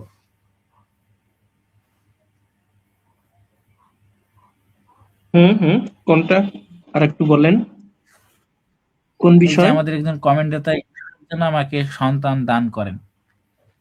আমার মনে হচ্ছে তিনি হ্যাঁ, এই বিষয়ে সন্তানের আমরা জন্য কোনো প্রার্থনা রাখবো ব্যক্তিগতভাবেও। এখানে আমরা সম্মিলিত শেষে একটা প্রার্থনা রাখবেন, আমরা সমর্থন রাখবো। প্রভু কাছে অসম্ভব বলে কিছু নাই, সবকিছুই সম্ভব। যদি উনি কৃপা করেন, দয়া করেন, অবশ্যই সম্ভব আছে। আগামীতে উনি ধন্যবাদ দিবেন। অবশ্যই, অবশ্যই। আমরা কিন্তু এই লাইভের মাধ্যমে সিলেটের একটি ঘটনা আপনার কি মনে পড়ে? তিনি কিন্তু ধন্যবাদ জানিয়েছেন। ম্যাক্সওয়েল নাম শুনেছেন তো জেমস দা? তিনি কিন্তু ধন্যবাদ জানিয়েছিলেন তার ফ্যামিলি থেকে। হ্যাঁ, ওইটা শ্রীমঙ্গলে যে ছেলেটা ছিল, আমরা একবার গেছিলাম না গত বছরে। ম্যাক্সওয়েল ছেলেটা হ্যাঁ। পায়ের সমস্যা ছিল, তেলেগু ব্যাপটিস্ট চার্চে পাশে ওনার নাজারেথ তেলেগু চার্চ। শমশেরনগরে, আমরা জানি সেটা। হ্যাঁ, তো আশা করি আমাদের প্রার্থনার মাধ্যমে এবং আপনারা আমাদের যারা দর্শক আছেন, আমাদের বোনের জন্য অবশ্যই প্রার্থনা করবেন। তারা যে ঈশ্বর যেন তাকে একটা সন্তান দান করেন। বলতে পারবো না যে কন্যা সন্তান না পুত্রের সন্তান। আমি চাইবো তাকে যেন একটা সুস্থ স্বাভাবিক একটা সন্তান দান করুক। আর এখানে আমাদের অনেকে ভাই কমেন্ট করেছেন। আর এখানে বলছেন অনেক অনেক ধন্যবাদ। আপনাকে অনেক অসংখ্য ধন্যবাদ। আর আমাদের লাইভ জুড়ে ছিলেন, কমেন্ট করার জন্য অসংখ্য ধন্যবাদ। অনিকেত সেনগুপ্ত, শালম আলাইকুম। আলাইকুম শালম, আপনাকে অসংখ্য ধন্যবাদ। আর তিনি একটু কমেন্ট করেছেন, আমার খুব ভালো লেগেছে। আমি যে সকল কথা বলেছি সেগুলো নাকি বাইবেলেরই কথা। অসংখ্য ধন্যবাদ। কারো না কারো মধ্য দিয়ে সত্য কথা বেরিয়ে উঠবে, এটা কোনো কথা না। এখন এখানে দেখছেন একজন সংক্ষিপ্ত বলি যে আমাদের ভাই জোসেফ বৈদ্য, তিনি আমাদের কথা শুনে একটি পদ বের করে দেখলেন, সেই পদ মিলিয়ে দেখেছেন এবং সে সত্যতা যাচাই করেছেন। তাকে অসংখ্য ধন্যবাদ যে তিনি বাইবেলটাকে যাচাই করে দেখেছেন, বাইবেল খুলে পড়েছেন। আপনি আশা করি ভবিষ্যতে আরো উন্নতি করবেন এবং আমাদের লাইভের সাথে আবারও যুক্ত হবেন। আমাদের আরেকটি কমেন্ট আছে, যিশুর ভবিষ্যৎবাণী কি এখানে ছিল? হ্যাঁ, একই জনারই ব্যক্তির আর কি। যিশুর ভবিষ্যৎবাণী কি আছে? কি কি আছে আমরা ইতিমধ্যে লাইভের মধ্যে আলোচনা করেছি। যিশুর ভবিষ্যৎবাণীগুলো এবং আরো ভবিষ্যৎবাণীগুলো আছে, সেগুলো আলোচনা করা হয়নি। পরবর্তী সময়ে আলোচনা করা হবে। অবশ্যই আমাদের পরবর্তী সময় আমাদেরকে লাইভে দেখবার জন্য অনুরোধ করবো আপনাকে। ধন্যবাদ আপনাকেও।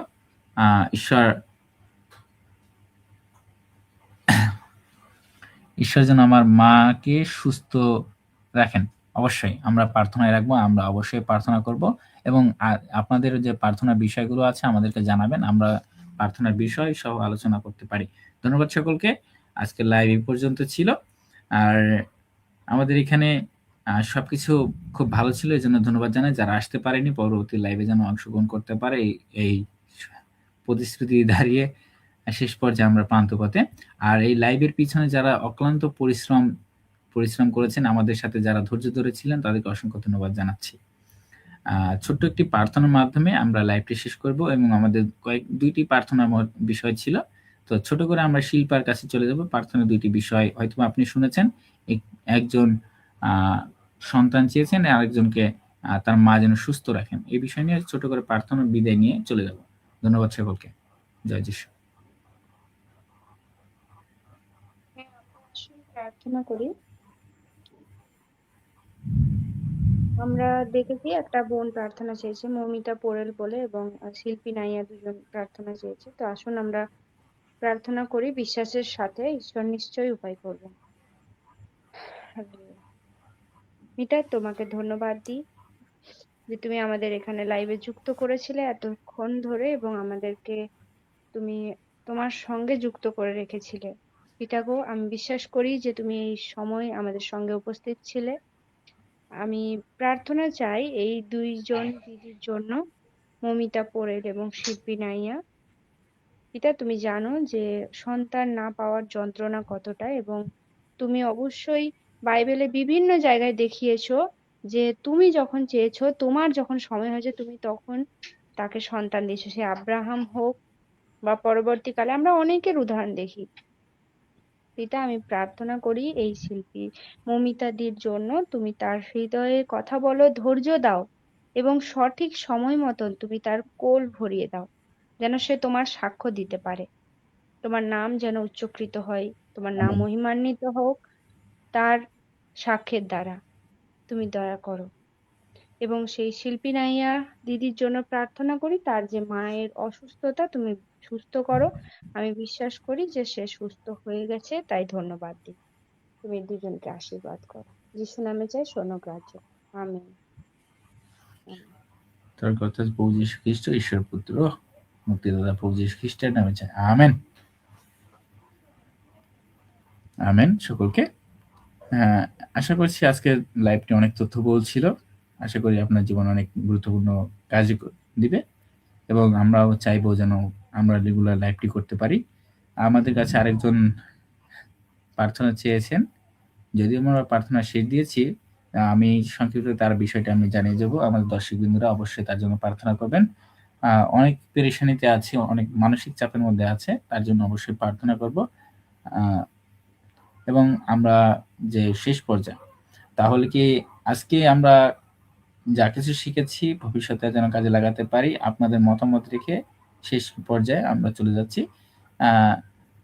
আর কারো কিছু যদি কিছু বলার থাকে বলতে পারেন, তাহলে যদি না থাকে আমরা শেষ করে দিব।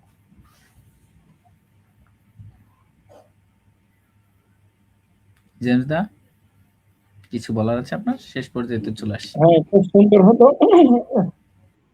খুব সুন্দর হয়েছে, ভালো হয়েছে। আমরা ব্যক্তিগতভাবে ওই বিষয়ে প্রার্থনা রাখবো, যারা যারা প্রার্থনা চেয়েছে।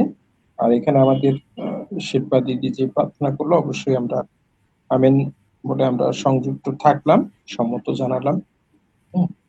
সকলেরই দীর্ঘায়ু কামনা করি। আপনারা যারা যারা লাইভটা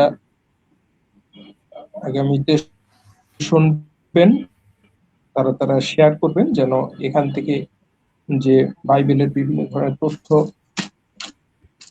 সম্বলিত লাইভ, এটা এখানে যে পদগুলি আছে দরকারি, অনেকে বিভ্রান্ত হতে পারে যে শেষ যুদ্ধ মানে বিশ্বযুদ্ধ বা এরকম শুরু হয়ে গেছে, বা এটা কিভাবে হলো হঠাৎ করে, তাদের জন্য আমাদের স্মরণ করার উদ্দেশ্যে যে এগুলো পবিত্র বাইবেলে এই ভবিষ্যৎবাণী প্রচুর আছে, আমরা পরবর্তীতে লাইভে শেয়ার করব। এখন প্রতিটা পদকে স্লাইডে দেওয়া হয়েছিল, আপনারা দেখেছেন। নতুন নিয়ম এবং পুরাতন নিয়মে প্রচুর ভবিষ্যৎবাণী আছে, আর প্রভু যীশু খ্রিস্টর যে ভবিষ্যৎবাণীগুলো সেটা ইতিমধ্যেই বলতে শুরু করেছে। ধন্যবাদ, অসংখ্য ধন্যবাদ আপনাকে। আপনাদের সবাইকে। অবশ্যই আমাদের বোন শিল্পার কাছে যাব, তার মূল্যবান বক্তব্য রেখে শেষ দিব। আমি আর কি বলবো,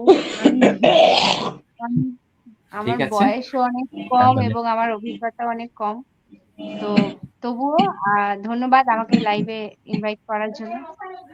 আর এর পরে যখন লাইভ হবে অবশ্যই আমি যুক্ত হব, এবং সত্যি ঈশ্বরের বাক্য, মূল্যবান বাক্য শুনতে পেলাম, আজ খুব ভালো লাগলো। ঈশ্বর আপনাদেরকে আশীর্বাদ করুক, বিশেষ করে দাদাকে আশীর্বাদ করুক। অসংখ্য ধন্যবাদ সকলকে। আশা করি আপনারা যারা লাইভে আসবেন, আপনাদের লাইভ থেকে কিছু না হলে কিছু শিক্ষা আপনি নিয়ে যাবেন, এটা আমি মনে করছি। এটা আমাদের কথা না। আর আমাদের লাইভ শুনে অনেকে অনেক কথা বলেছেন, আর লাইভ জুড়ে যারা ছিলেন, অবশ্যই আমি বলবো লাইভটি যারা দেখেছেন ভবিষ্যতে লাইভটি দেখার জন্য আপনারা অবশ্যই কি করবেন, শেয়ার করে রাখবেন।